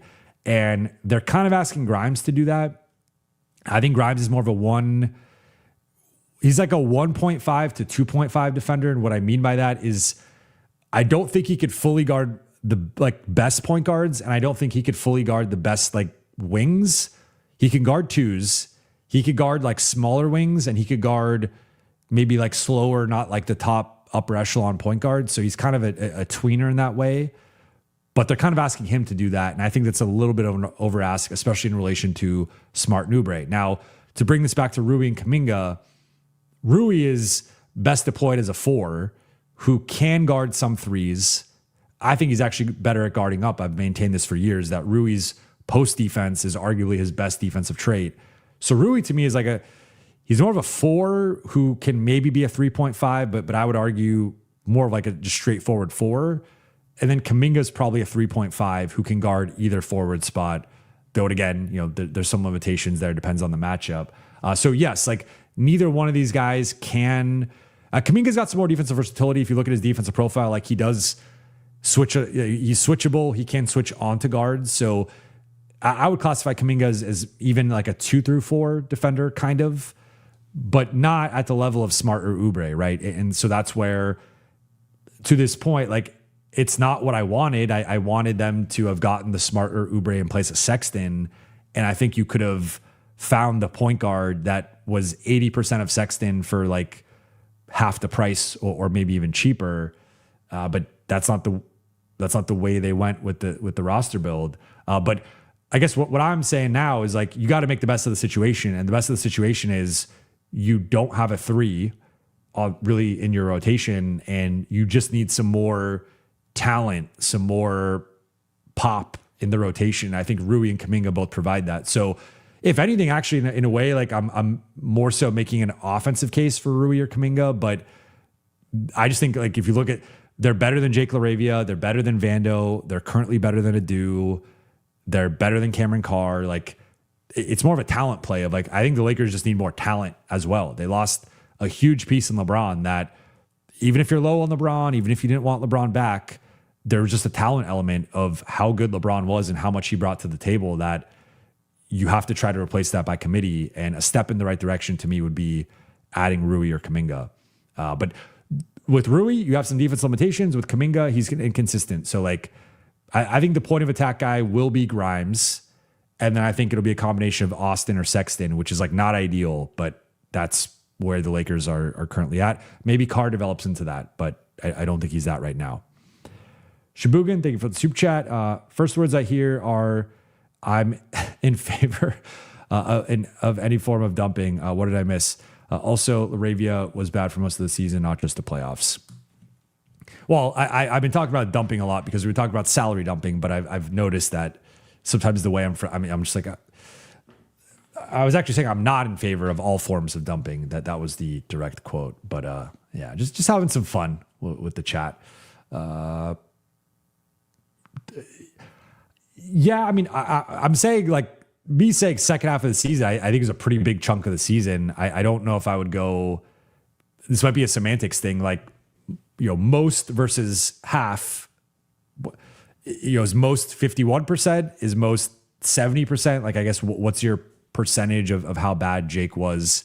I think really with Jake, it was, I mean, if you look at his splits, to me, there was a real drop off. I want to say kind of around like post January. I want to say starting in like February, Jake really fell off, but I'm looking at it. If we go month by month here, I could just share this. Jake splits.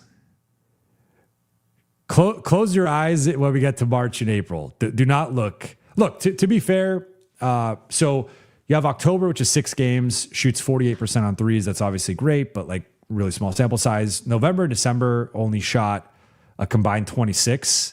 So that did include that early November game against the Wolves. I think that might have technically been October, which, the time blends together. But to your credit, the shooting 26% in back-to-back months was bad.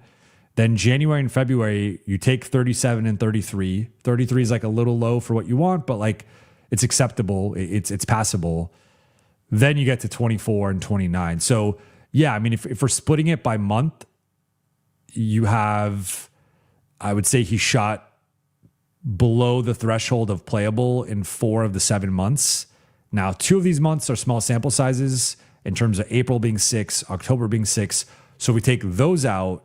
You still, though, have 3 of the 5 months where he was below average as a shooter. Now, I don't think it's fair to just judge Jake as a shooter. I think there's more to it than that, because I think the availability of playing in every game was very valuable. The defense, the rebounding in a rotation that was very defensively challenged and challenged on the glass at times.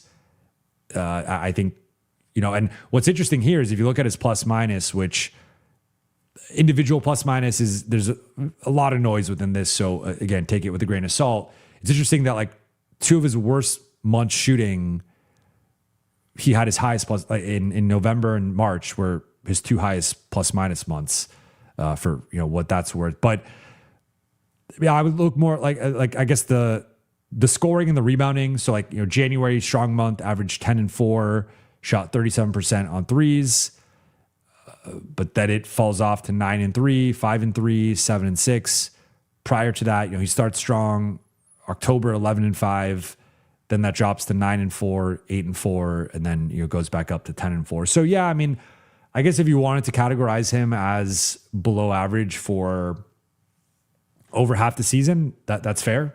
especially from like an offensive perspective. I think the defense obviously here is not like it's hard to quantify that. And you look at the steals, and he wasn't much of a shot blocker, but I think the steals and deflections, particularly in outside of February, like November through March, I'm having an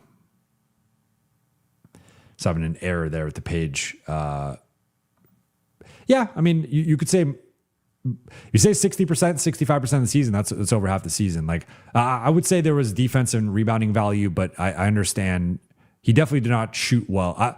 I said shot well for like half the season. That was wrong. That I would say like 30 to 35% of the season, and that's not good enough. BT Kingsley, thank you for the super chat. Someone pushes ARLD. Who on team is ready to fight? Got you. So is that what you were getting at earlier?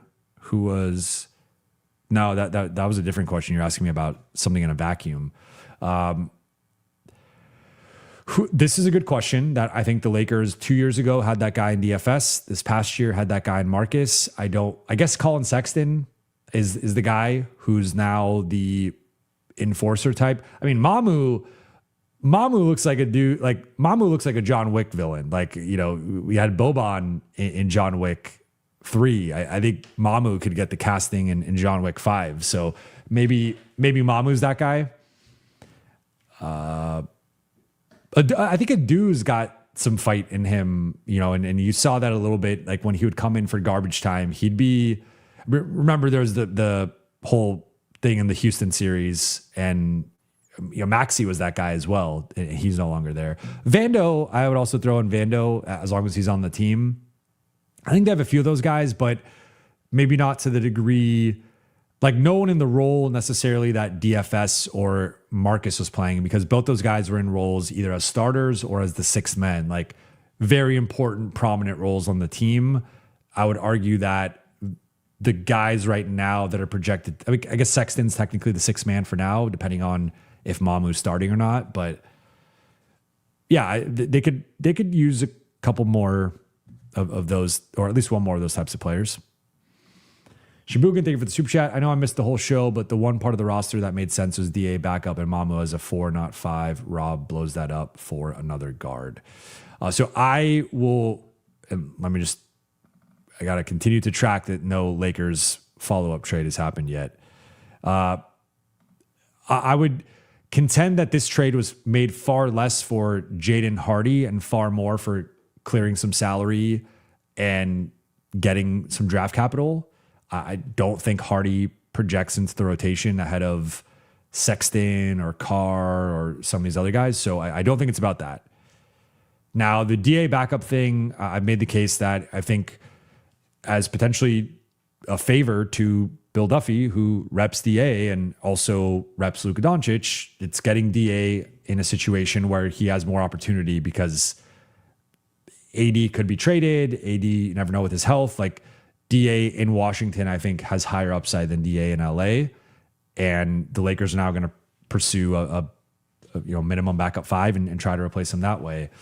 So I get the criticism. I said, like, there is some real downside here where going from, I think it's a pretty big drop from DA to Andre Drummond. Like, for as low, I would say I'm as low on DA as like most, right? Like, I don't think there are many lower on DA than me, but even I'm acknowledging, like, going from, like, DA was a solid value on that contract, especially as a backup, going to like Andre Drummond, Jonas Valanciunas, Nick Richards, Kevon Looney. I think that's a massive drop off. I don't think those guys are 60% of DA. To be like, Drummond's a better rebounder, right? But I think DA, he's more athletic. He's a better finisher. He's got better touch around the basket. He's got the little jumper in the short roll. And I think he's better and more mobile defensively than Andre Drummond. So it's definitely a drop off there. But I think the goal right now is to clear more cap space, find a trade to dump some of these assets and some of the back end players, and then circle back with Kuminga or Rui and sign one of those guys. Pedro, appreciate the super chat. Do not see a question. Michael D, Thank you for the super chat. Thank you for being a member for 8 months. What a weird era where GMs are the real superstars. I would say it depends on the GM, right? Like with Rob, there's an element of, he came into this. He's Kobe's former agent and good friend. He's starting under Magic, and then you have the whole drama with Magic leaving and then him being promoted. And there's also just the reality of the spotlight of being in LA, and that just is naturally going to make Rob a more prominent, like whoever's in that seat is going to be a more prominent figure in terms of with the fan base, but also just nationally. Like Rob is obviously one of the most talked about basketball executives. Then I think there is like the class of Presti and Brad Stevens and some of the top executives who get talked about, and most of their moves get fawned over, regardless of, I think Stevens is getting it now with the Jaylen Brown trade, but the smarter execs that get deified, Daryl Morey previously, stuff like that. And then there's also the execs that I think we all view as more comical, we'll put it. And then there's a class of GMs where it's more like you make fun of the moves that they make and you assume the worst. So I think there's a big middle class though that we don't talk about. Like, look, we talked about Washington today. We did not really talk about Michael Winger. I have talked about, like, I like the general direction of the Wizards. I see what they're trying to do, but in New Orleans, I guess maybe Dumars comes in because of the Queen trade and stuff. But like, for the most part, I say we largely, it might be ownership actually that gets some of the blame or gets some of the shots taken at them. But I feel like it's either like you're perceived to be a great GM, you're one of like the marquee franchise GMs, the Lakers, the Celtics, the Knicks, the Warriors, Mike Dunleavy gets talked about as well, or you're in like the bottom tier, kind of everything you do is like you're the David Kahn, the David Kahn tier. And then there's like the people in the middle who just kind of, you're not like perceived to be great, you're not perceived to be bad, and then you just don't really get talked about. But I guess, to your broader point, like, yes, GMs to some degree have become superstars. And I mean, Presti is the guy with that, right? Where Presti, there's like an bow to the altar of Presti that he could do no wrong. And it is an interesting time. Joel, thank you for the super chat. Could Lakers have gone all offense because they wanted to maximize variance, hoping an elite offense could upset better teams like Rockets tried versus Warriors? I love this question, and I like where your head is at, and I think there could be an element of this within this. What I would contend or push back with slightly would be, I think the premise of this question is underrating how good that Rockets team was defensively, and we're talking specifically that 2018 Rockets team that pushed the Warriors in the conference finals. I believe it was, I forget if it was the second, it might've been, because they played each other back-to-back years. 1 year was conference finals, 1 year was second round. I'm pretty sure it was conference finals between the Warriors and Rockets. Let me just double check that. It was the Western Conference Finals, and that was a series that the Warriors won in 7. Remember, Houston goes up 3-2, but in that game 5, when they've taken control of the series and are 1 win away, Chris Paul hurts himself, pulls the hammy late in that game, and then basically is the end of the season for the Rockets. I would, like, my contention here would just be that Rockets team was actually a pretty good defense, and they were built in part to match up with the Warriors and their small ball look. And it wasn't just the take a billion threes, play small, play fast. Like, that was the offensive side of it. And there was an element of variance within that, of course. But the defensive side, I'm pulling it up here just to make sure I'm being accurate here. But that team, that Rockets team in the regular season was the 6th best defense in the league. They actually were better than Golden State. That year, Golden State was 16th in defense. And then offensively, Houston was 8th. So they were actually better defensively than they were offensively that year. Oh, wait. Why did this reset? Sorry, this reset. So that was actually this year's Rockets. Let's go back. They were 7th that year defensively, okay? So tied for sixth. So we'll say sixth, tied with Portland for sixth. And then offensively, they were first. So they had the best net rating in the league, first in offense, sixth in defense. Golden State was third in offense and 11th in defense. So right there, knocking on the door, top 10. That was the second year of KD. So that would be my big caveat here, is that Houston went all in on the offense and had the best offense in the league. And there was the variance with the shooting, with the pace, with the style of play, spacing out around Harden and Chris Paul and their isolation skill set, where remember, Harden was an offense unto himself, similar to Luka in terms of like prime Harden, but Chris Paul was also awesome that year as well and was one of the top ISO scorers in the league that season, in a per possession basis. The difference was that Rockets team could defend. I do not see a world in which this team, as constructed, is a top 10 defense. I think they project average-ish at best. And that is where I think there's a big gap, where even if this Lakers team hits on all cylinders offensively, they need to be much better on the defensive end, in my opinion. Like, Walker Kessler will help a ton. Walker Kessler can't put out every single fire. And that Houston team, just for perspective in terms of who was on the team, if we go back, that was obviously Chris Paul, James Harden, but Capella, who is a monster rim protector. Like, I would say Kessler to me is a better overall defender than Capella, but that year Capella averaged 13 points, 12 rebounds, 2 blocks, and a steal. Like, Capella was really good. Shot 66% from the floor. But you had Eric Gordon, who actually defended really well that year and matched up well with the Warriors. You had Luke Mbah-a-Moute, who was still in the NBA for his defense. You had Trevor Ariza, who was still toward the end of his prime, but was still a really effective defender. And you had PJ Tucker, who he was the one shot 47% on threes. They had guys. They had a center. They had wing defenders. They were very switchable. And I think that team just has a different level of defensive talent. So from an offensive perspective, you could say maximize the variance, and that's maybe the LA's approach. I think you need both sides, to be honest. And to me, it was no coincidence that if you look at the top 3 teams in the league by the end of the season, New York, San Antonio, OKC, they were all top 8 on both sides of the ball. And you need to be elite on both sides. That's just the name of the game. Karl Marx, thank you for the super chat. We might need Rob to play some wing minutes. You might. I mean, he's 6'5", 6'6". He's pretty tall. He could fit there.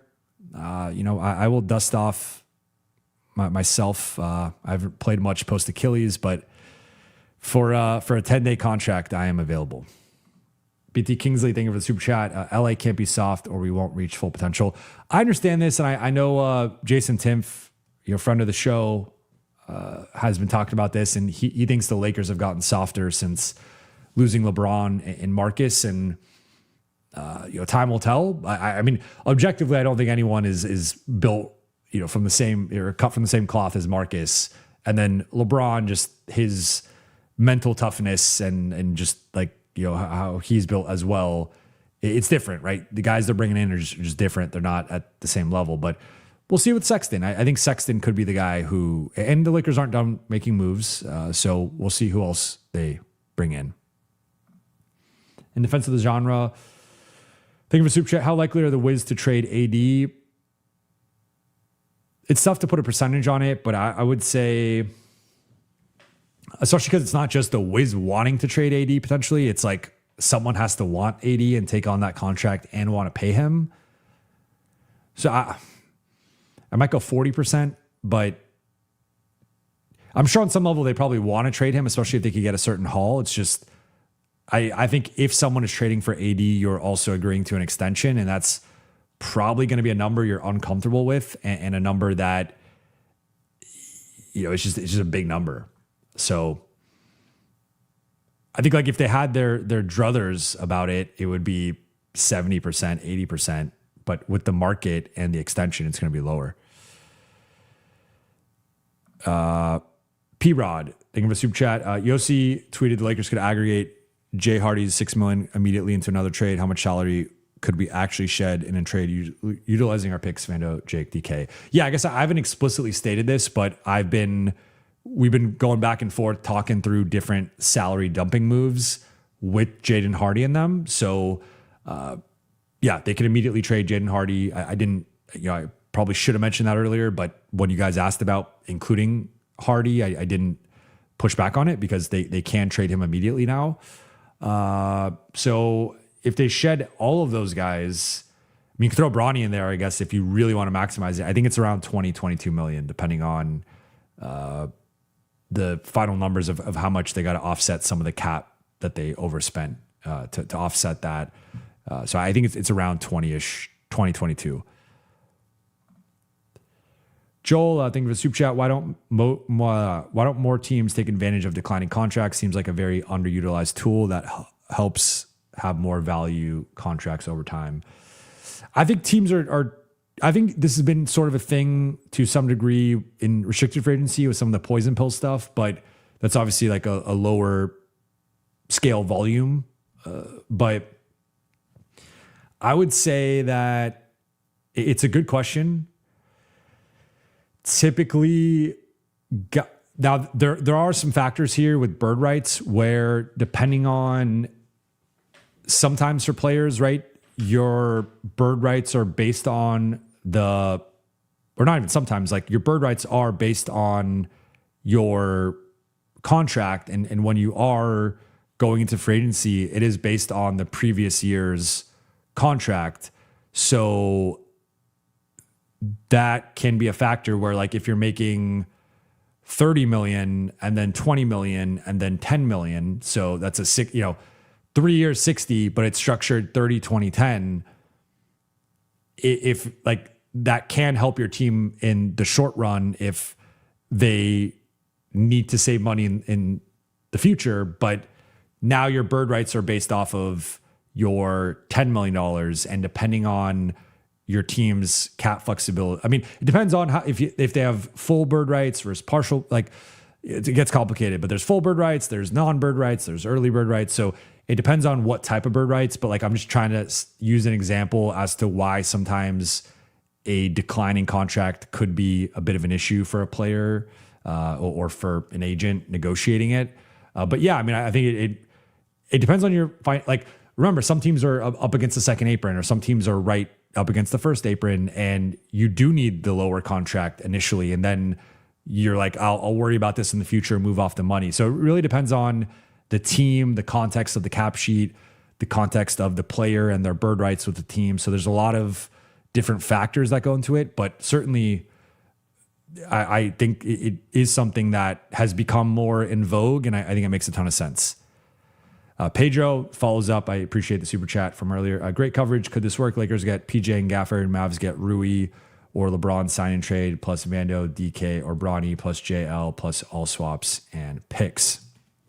So this is something that I've seen a lot of like the whole Rui or LeBron sign and trade, and I want to try to explain this as quickly as possible, but also like explain it as definitively as possible. Like, for the Lakers to have the cap space that they are making to acquire Walker Kessler into the space and to sign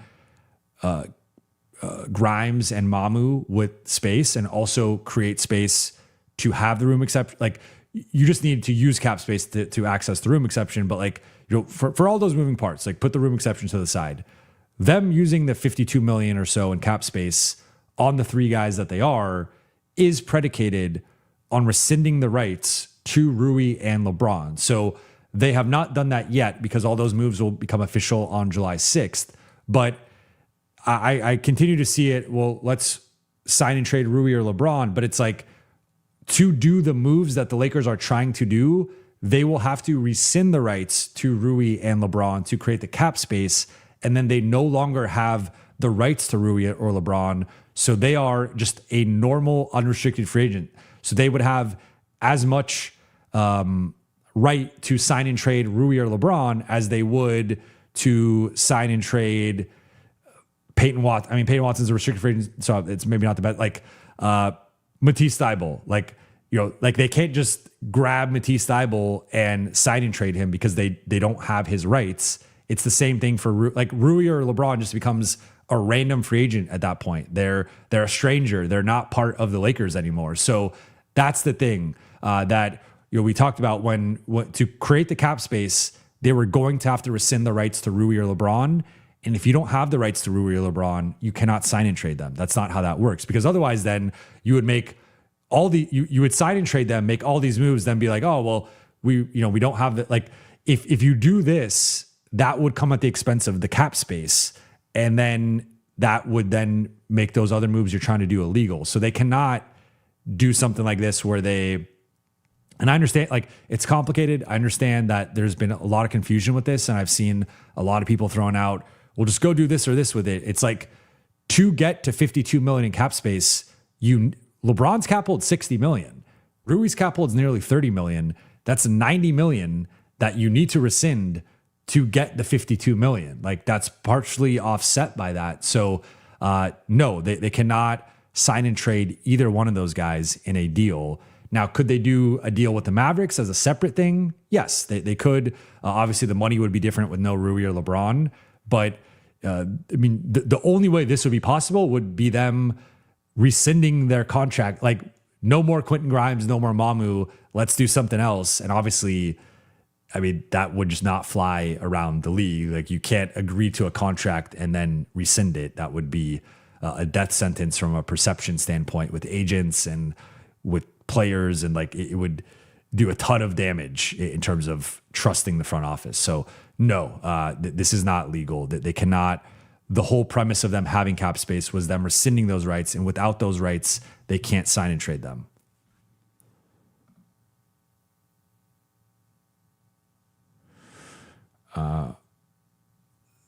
Sunny side, it's funny. I go to the chat for a second. I see this one. Jovan needs a fresh touch up. I'm disappointed in his fade right now. It's the offseason, no judgment. I actually have a haircut in 45 minutes, and I missed my haircut 2 days ago because I was supposed to get a haircut because I did NBA TV yesterday, and I was supposed to get the haircut before then. But because of being on here live for 5 hours 2 days ago, I ended up actually missing my cut, so I had to reschedule to today. So, yeah. All right, next one from Zinc. Think of a super chat. Kuminga has shown to be capable of being a high-level defender in the past. Look at his defensive performance against Luka in the 2022 Western Conference Finals. Why you're not higher on Kuminga versus Rui? So I said I'm torn, and like I go either way. I think it's a fair point. I would also argue, like, this is not the same thing, but this to me, I had some of this in like, I want to say when I started my show in 2024, kind of that summer, there'd be coming off of the Lakers losing to the Nuggets, there'd be, let's re-sign Dwight Howard. Remember the job he did against Jokic in 2020? Ignoring the fact that Jokic in 2024 was a tier or two above Jokic in 2020, a much, much better player.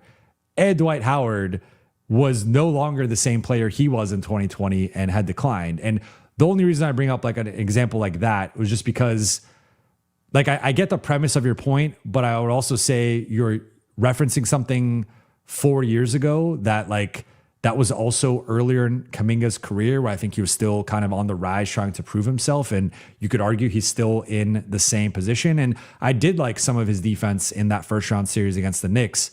I just don't think he is consistently that player. Now, does he have the upside to consistently be that player? Yes. And that's why I'm not, like, I think on paper, Kuminga versus Rui, it's actually a pretty easy answer. And Rui is the guy who should be the choice in terms of, like, you want the more proven guy, the more reliable guy, the safer choice, it's Rui. But Kuminga, because of the potential, because of the upside, you could make the case for Kuminga as well. And certainly to this point, he's got higher. Like, I've been saying he's better than Rui defensively. You're not going to get pushback from me on that. He's got the upside.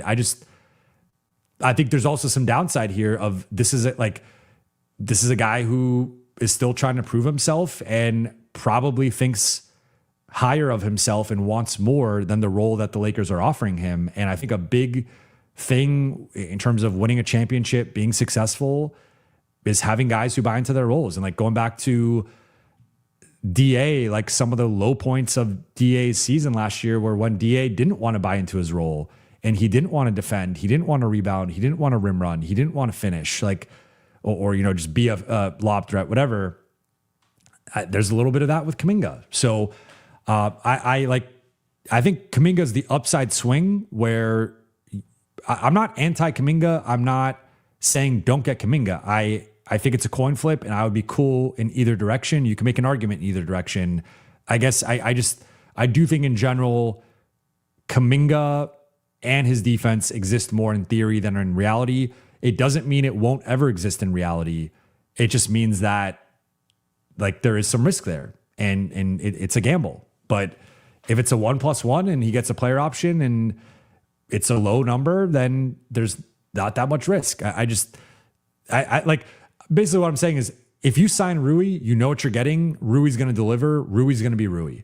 If you sign Kuminga, it could hit. It could be awesome. It could also blow up in your face and you regret it. I don't think there's any chance in which you re-sign Rui and regret it, right? I guess it would be like Kuminga actualizing his potential, but even then, that might be like he might go to like Milwaukee or something, and then all of a sudden he's breaking out there. But like he was never going to do that in LA because he wasn't going to have that opportunity. So that's where I go back and forth with both those guys. I'm cool with either one, whichever one you want to make the argument for. Make the argument. I lean more on the side of Rui because I want the sure thing, and I think the Lakers already they're betting on Walker Kessler to be like a bona fide top 50 player. They're betting on Austin Reeves to be a number 2 option. They're betting on Quentin Grimes to be a number 3 option and primary stopper, at least at point of attack. They're betting on Adu or Cameron Carr to pop. They're making a lot of bets, and they all could hit. Some of them could hit. None of them could hit. With Rui, it's a straightforward situation. With Kuminga, it would be another one of these wild cards where you're like, is he going to hit? Is he not going to hit? And so that's my pushback to that. But I'm not anti, like if they sign Kuminga, I'm not going to come on here and like poo-poo it. I think they need more talent. I think they should get Kuminga or Rui, and whichever one works is, whichever one they add is the one they add. And then you go from there. Drew, thank you for the super chat. Nick Richards, I think fits Luka's game better, but if we're going to be shooting threes, Drummond rebounds might be a need. Also, chances DFS gets bought out. So I'm not going to say no to DFS getting bought out, but I'm pretty sure. I want to say I think Charlotte's still like 32 million under the cap, so they're pretty like they've cleared a lot of space. So I don't even know if they necessarily need to get rid of DFS. And yeah, DFS has got 3 more. If you include this upcoming year, DFS has got 3 more years left. That's he's got almost 40 million guaranteed. I mean, it would make no sense. Or like if he gets bought out right now, he's probably a minimum guy. I don't, or maybe part of the room exception. I don't see him getting more than that. So he'd be leaving tens of millions on the table. So there's no way DFS is agreeing to a buyout. But Richards, fine. That's fine. Richards to me is not a guy I'd want to rely on every single night, but you might not have to, depending on you could obviously go Kessler and Mamu primarily, and Drummond also can shoot some threes. I mean, Drummond's low volume, but it started to hit some threes. And final few here because I do have to go get that haircut, brush up on the fade. Mac Roblox. Think of a super chat. Could the Lakers trade Jared Vanderbilt and 2 to 3 second round picks and salary dump him? Hopefully this would clear to get Rui back. Yes, they could. That's been, I probably throw in someone else ideally. Maybe it's Bronny, maybe it's Dalton, whatever. But yes, that is the Lakers' approach right now. LZ, thank you for the super chat. Why do you think the Nuggets are still quiet? I think they're trying to find. Well, they're ultimately trying to come to terms with Peyton Watson, and then they're also simultaneously trying to dump Johnson/Brown. So I think those two things are holding up the Nuggets' moves in general right now. And until they resolve that, I think they're going to be quiet.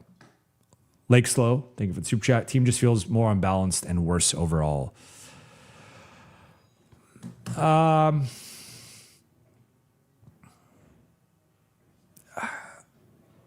mean, so if we go back to the depth chart, so there's a different version of this where it's DA, Jackson, Maxi's in here, LeBron and Rui. I mean, the front court is definitely not as balanced as it was previously. The Lakers still arguably had a hole at the three that like Marcus Smart filled, and I think is more equipped to fill than anyone else on this team currently, but that was still a bit of an issue with the previous build, which is my annual complaint with how they approach roster building. But yeah, I mean, I guess you swap out. I mean, you swap out Sexton, Grimes, Mamu, Kessler. You swap in DA, Hayes, LeBron, Rui, Marcus, Luke. Swap out Carr. I mean, you swap out Hardy. Like, you know, you fill it back up with the way the roster was. I guess it was closer to balanced previously. That there is more of a tilt toward the backcourt, adding in Sexton, Carr, Hardy, Grimes, and only sending out Smart, Kennard from like a guard for guard perspective. You have added more guards to the roster. It is unbalanced. Worst overall, I go back and forth. I know it's been interesting, like how much the national media has just hated the Lakers offseason, with a few exceptions. Like Nekias Duncan was high on it, or is high on it. I'm trying to think if there's. I mean, Zach Lowe, Lowe, Simmons, Hollinger, Duncan. I'm blanking on the Timph. Like there's a bunch of people who are low on it, and I get that. I think for me, where I diverge from some of the negativity is I'm more okay with the Kessler price based on the Lakers really needed to appease Luka, keep him happy, deliver the A-list center. I think like they needed a win. They needed a young player. They needed a foundational player, and they needed to get a center. And I think Kessler checks all the boxes of what they needed, and it appeases Luka, and they have that piece for a long time. So I'm not going to quibble with that as much as some. I do share in some of the skepticism or like underwhelming view on Grimes, Mamu, Sexton collectively. I think, again, I would have preferred one of the Sexton or Mamu be like a bit better defensively, preferably the Sexton spot. But I don't know. It's tough to say. Like we can say they're worse and maybe they're better. We could say they're better and maybe they're worse. We don't know. I think they're relatively close in either direction. So if you want to make the case they're better, I think they're slightly better. If you want to make the case they're worse, I think they're slightly worse. I don't think they're dramatically better. I don't think they're dramatically worse. I think for me, this has been one of the harder off seasons to judge in my career covering a team, because I see the upside, but I also see the downside. And I'm like, I could see top 5 offensive potential, but I could also see them basically treading water and being like the 20th ranked defense again. And if that's the outcome, like it's a better offense, but you still have the defensive limitations that mean you won't win, past round 1. So it's tough for me to say. It's also an incomplete picture. We don't know if they're going to get Rui yet. We don't know if they're going to get Kuminga yet. We don't know the backup center. Like I think there's a lot of moving parts that until we know that, it's difficult to say. But I understand that sentiment. Like I think they're like close to similar to what they were last year. It just like looks a little different, and they're probably, they might have higher upside because they have more guys who can extend an advantage, attack a closeout, get downhill. I think there's a real like looking at particularly like Luke, Marcus, and Rui compared to Mamu, Grimes, and Sexton. There's a major increase in like, I think processing speed, attacking closeouts, getting downhill, keeping the blender going. Like that's a real thing. Shooting wise, I think it's relatively close because Kennard and Rui carry up a heavy weight in that. And then defensively though, I also think it's kind of a wash. If not, I mean, I would argue a downgrade based on Smart versus anyone else you want to throw in there. So, yeah, I mean, I think honestly, the big swap of the team and the thing that's going to determine the whole season is like, we're talking role players there. It's really like they lost LeBron and they replaced him with Kessler and like really reshaped the dynamic of the team. And we'll see if going with like finally addressing the center position, but also losing LeBron, like how that trade-off plays out. And it could create a more balanced situation where Luka and Austin just carry the load offensively with some help from Grimes or Sexton, or they could just be like, maybe Austin isn't good enough to be a number 2. Maybe Grimes isn't good enough to be a number 3. Maybe Grimes also isn't good enough to be a point of attack defender on a contender, and it just kind of falls apart. Like, I guess we'll see. Gibran, thank you for the super chat. What is this roster's playoff experience? It's pretty limited. So the other guys, I don't want to rehash like the guys who are already on the roster that you know about, but Kessler, never been in the playoffs. Sexton, never been in the playoffs. Mamu, been in the playoffs once and did not play well, struggled in that opening series for Toronto. Grimes has been in the playoffs twice and also had a pretty up and down postseason this past postseason. So it's like going from comparing that to LeBron, most playoff experience ever, Marcus Smart, multiple Eastern Conference Finals and a Finals, Rui conference finals and several playoff trips. It's a major downgrade in playoff experience. And not only that, but like there was a certain, like you knew what you're getting from LeBron every playoffs. You knew he was going to be a playoff riser. Rui's a playoff riser. I would argue Marcus was a playoff riser compared to at least the regular season. And like throughout his career, he's largely played up to his regular season level. At least he's a bunker guy. He's a guy you want in your locker room. Luke, I think, is a little bit more of a mixed bag. And maybe that's a guy you could label as like a somewhat of a playoff dropper overall for his career. But from a playoff certainty and playoff experience perspective, it's clearly a downgrade. That there's no other way to frame that. Cambodian, thank you for the super chat. Screw it. Let's go get Cam Thomas to play backup 5. Be careful what you wish for. Be careful what you wish for. Narian, what's your ideal move now? My ideal move now would be, honestly, I would probably try to get off. I would probably try to shed Vando, Dalton, and Bronny, get off those 3, and then sign Rui or Kuminga. I'd lean the Rui side, but maybe there's, I don't know, the emotions or potential hurt feelings involved in this whole situation of explicitly choosing Quentin Grimes or Mamu over him, right? Like they could have paid Rui that exact. I mean, that's actually projected lower than Rui's market value, right? So they could have given Rui either one of those contracts. They did not. I don't know how that's going to sit with Rui. There's speculation around the league right now that Rui's not signed somewhere to potentially come back to the Lakers. So obviously it's in play. And then you have the Kuminga situation where that one I think there's more certainty that like, yeah, there's mutual interest there. So one of those guys. And then with you clearing 2 roster spots, you need a backup 5. And then I would take someone like Thibault or Bruce Brown. And I'm pretty sure because you'd be clearing 2 spots. You'd actually have 3. So I would go maybe something like that where you go, you go the backup 5. I'd prefer Cisse. I think it's unlikely. So let's just say Drummond. Then you add Bruce Brown and Matisse Thybulle and obviously Kuminga or Rui, and that's it. So then your starting group would be Luka, Austin, Grimes, Kuminga or Rui plus Kessler. And then your primary bench guys are Mamu, Sexton, Drummond, like Bruce Brown or Thibault as kind of placeholders. And then if Carr or Adu pop, they take the spots of those guys. Jake's also in the mix depending on how he shoots. CGN, thank you for super chat. If trade Vando, DK, Hardy, Jake, can we get Watson? I've touched on this one a little bit before, so I would say I think I've answered this one twice, but in the short of it, I think it's unlikely. I don't think they could, at most they could get like 22 million in cap space.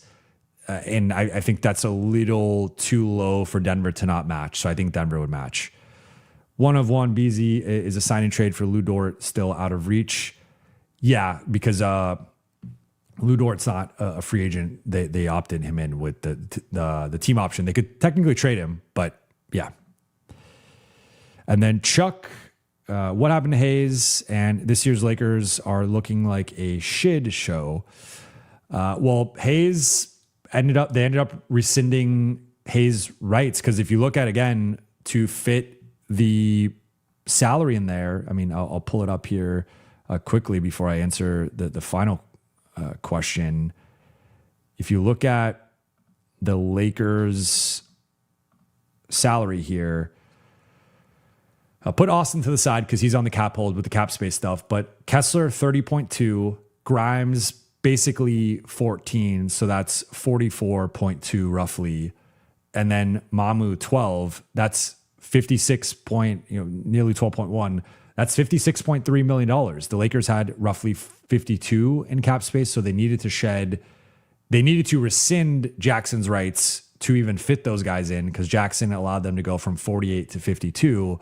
But then they also needed to shed some money, which they just shed 2.1. So they were about 4.3 over. If you shed the 2.1, now they're about 2.2 roughly over that they'll need to shed in an additional move, which could just be dumping Bronny directly into a team like that. That fits in cleanly, and I would suspect that could happen here over the next, before the moratorium, especially once LeBron makes his decision.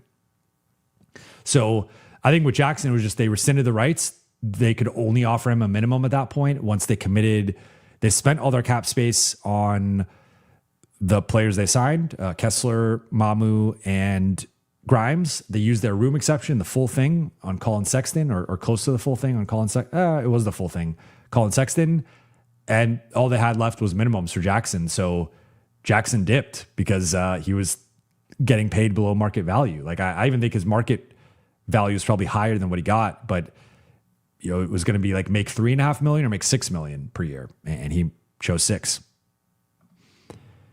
And then as for, I talked about the conflicting nature of viewing the roster. I think it's far from a finished product. I am lower probably than some on the current version of the roster, but if it nets out with some of the moves they're aspiring to make, then I think I would probably be more in line with some of the optimism that I would say I'm cautiously optimistic, but I want to see what it looks like post moves.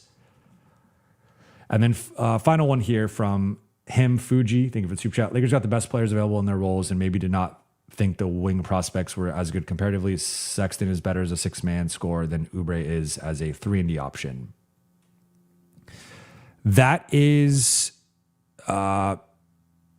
totally fair breakdown and perspective here. I think that would be, and I've alluded to a version of this where I understand, and even throwing out the archetypes, Sexton is a younger player. I think there was a clear youth movement here where everyone they signed and added was 27 or younger. They're trying to keep the roster all on a similar timeline. I would, you might be right. I don't know that I agree with you here on Sexton being a better 6-man scorer than Oubre as a better 3-and-D option. But even if I do understand that, or can at least talk myself into that argument, I think a 3-and-D player, or forget the 3, because the Lakers added guys that could shoot and whatever. The D option, I walked into that one. The defensive option side of this is really important. And it's just to me, it's almost like I don't know. I come up with these weird analogies, but it's almost like, you're building a car from scratch and you're just all right, we don't have wheels. Well, you're not driving the car. You're not winning a championship. I'll say, I do not think the Lakers can win a championship with their current level of perimeter defense. I think that's undeniable that they will have to markedly improve their level of perimeter defense to truly win a championship. That's just how I view it. Now you could disagree with me. And look, is Oubre Cason Wallace? Is Oubre Alex Caruso? Is Oubre Jaden McDaniels? No, no, no. Is Oubre better than what they currently have? Yes. And that's the, like, I view it as like, to me, perimeter defense is a non-negotiable that like you just need in the modern NBA with how good the best teams are, both on the perimeter offensively and on the perimeter defensively. Like, to compete with the best teams, you just need a certain level of firepower on both sides of the ball. And I feel like the Lakers over-indexed and over-prioritized the offensive side. Now, to your point, I can understand, like, you know, maybe from a value perspective, you could argue that, hey, they got the better sixth man score. I would just argue back to that again from the context of like, if you're building out from a Luka, Austin, Kessler build, what is the number one skill or trait you need to supplement those three as your foundation? It's perimeter defense. I will not entertain any other argument. It's not shooting. It's not advantage creation. It's not IQ. It's defense. It's perimeter defense. Like, you have the interior defense with Kessler. You have the rebounding with Luka and Kessler. You have shot making, shooting, passing, playmaking, ball handling with Austin and Luka. The thing you don't have there is perimeter defense. So I just think for a Luka Austin build in general, but also one where you invest so heavily in a big man as your third guy, perimeter defense is the most important remaining skill on the roster. And LA went and got, dribble, pass, shoot. And I understand like the offensive side of it. I just think like you are not setting your best players up for success or like building the roster in the optimal way. That's just my opinion. So we could debate again. I don't even know if I agree with like the value proposition here of Sexton as a six man versus Oubre as a 3-and-D option, because I honestly view Sexton more as like a seventh or eighth man than even a sixth man. But even with that potential like value proposition, I would still say for this particular roster, defense needed to be prioritized more than it has up to this point from a perimeter perspective. Obviously they did that with Kessler, but like, I just don't think this group is good enough defensively on the perimeter, but we shall see. Like the wild cards here are obviously Carr and Adu. If Carr and Adu pop, which they'll be playing in 4.5 hours, and we'll see how they perform in their first summer league games, that changes this entire dynamic. And, then the Lakers bet pays off. But barring those two guys popping defensively with the current roster, I just think it's a very underwhelming group from a perimeter defense standpoint. But again, we shall see, and we shall see what moves they make. They still have salary to cut and potential trades or guys to sign and different ways to go. So that's my breakdown of that. I got a couple more here that I will do quickly. I am on a hard out here. Keon Park, thank you for the super chat. Same position, similar money. You think Rui's waiting for Braun to make his move, like Kawhi went to Clips, so Danny came to the Lakers. Potentially, they're also. I think there's right now somewhat of a freeze on the market where if you're Minnesota and you could have LeBron for $6 million, or you could have Rui for $6 million, you're going to pick LeBron. Like, I think most teams are going to pick LeBron over Rui. There might be a couple of exceptions, but LeBron's still the better player, but there's also just all that will come with adding LeBron in terms of the money side, the revenue side, the business side, but also the attention. It will elevate whichever team LeBron goes to is going to be elevated to a national level that, especially if it's a team like a Minnesota that is not often talked about in that way or covered that way, it will just propel them to a different level. So yeah, I think Rui's and he probably is also waiting on the Lakers to figuring out what they can offer. But I would assume any team that's looking at both Rui or LeBron will prioritize LeBron, and then it's kind of on LeBron with when he decides that. And then final one here from TT. Does this work? Couple team trade dump salaries, DK, Laravia, Hardy, Vando, use the seconds, hit up Denver, absorb Cam Johnson, and make them give several seconds for opening space to help with Vando drop. Yes, I think they'd have to dump Bronny as well in this, but we talked about potentially getting in that 20-ish range, 20 to 22. So if they got off Bronny as well and send him to wherever LeBron goes, they could absorb Cam Johnson and get seconds. So that's a possibility, and that's one that I'm open to. Like ranking Rui versus Kuminga versus Cam Johnson. That's a tricky one. Like on paper, I think Cam's probably the best. He's better than Rui defensively, but Rui's a better shooter. Cam's probably a slightly better rebounder, but that, I think he's a better processor than Rui. I think he's a better, just kind of like swing and keeping the blender moving than Rui. But then, Kuminga's the wild card here with the upside. So yeah, that's an interesting one, but that would work.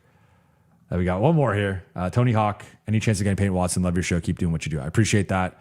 And I like the Rocket Power logo. Any chance? Yes. I would say very low though, because again, if they're clearing upwards of 22 million, I don't think that's enough to pry Peyton Watson. I think it had to be higher. I think Denver would love if they settled on Peyton Watson in that like $20 million range. So, but gonna wrap here though. Appreciate you guys for rocking with me. Nearly 4 hours again. I will likely be done for the day. I'm gonna take some family time. This has been a crazy week. Been on here for over, 14 hours this week, 14, 15 hours. I've been doing a bunch of TV, was in NBA TV on Studio yesterday, was doing CNN, been doing a bunch of radio. So going to probably take the night to chill, barring anything crazy happening. We'll see if the Lakers obviously make any more moves, but barring that, I think I'm off for the rest of the evening. I will watch the Summer League game, but don't think I will react tonight. But shout out to the chat, shout out to the late night gang. Appreciate you guys. I will talk to you all at some point over the weekend. I'll talk to you all soon. And again, expect the Lakers to do something here in the next few days in terms of either adding the big man, making more trades, clearing the space, trying to sign Kuminga or Rui. So we'll be on the watch for that, but appreciate you guys and talk to you all very soon.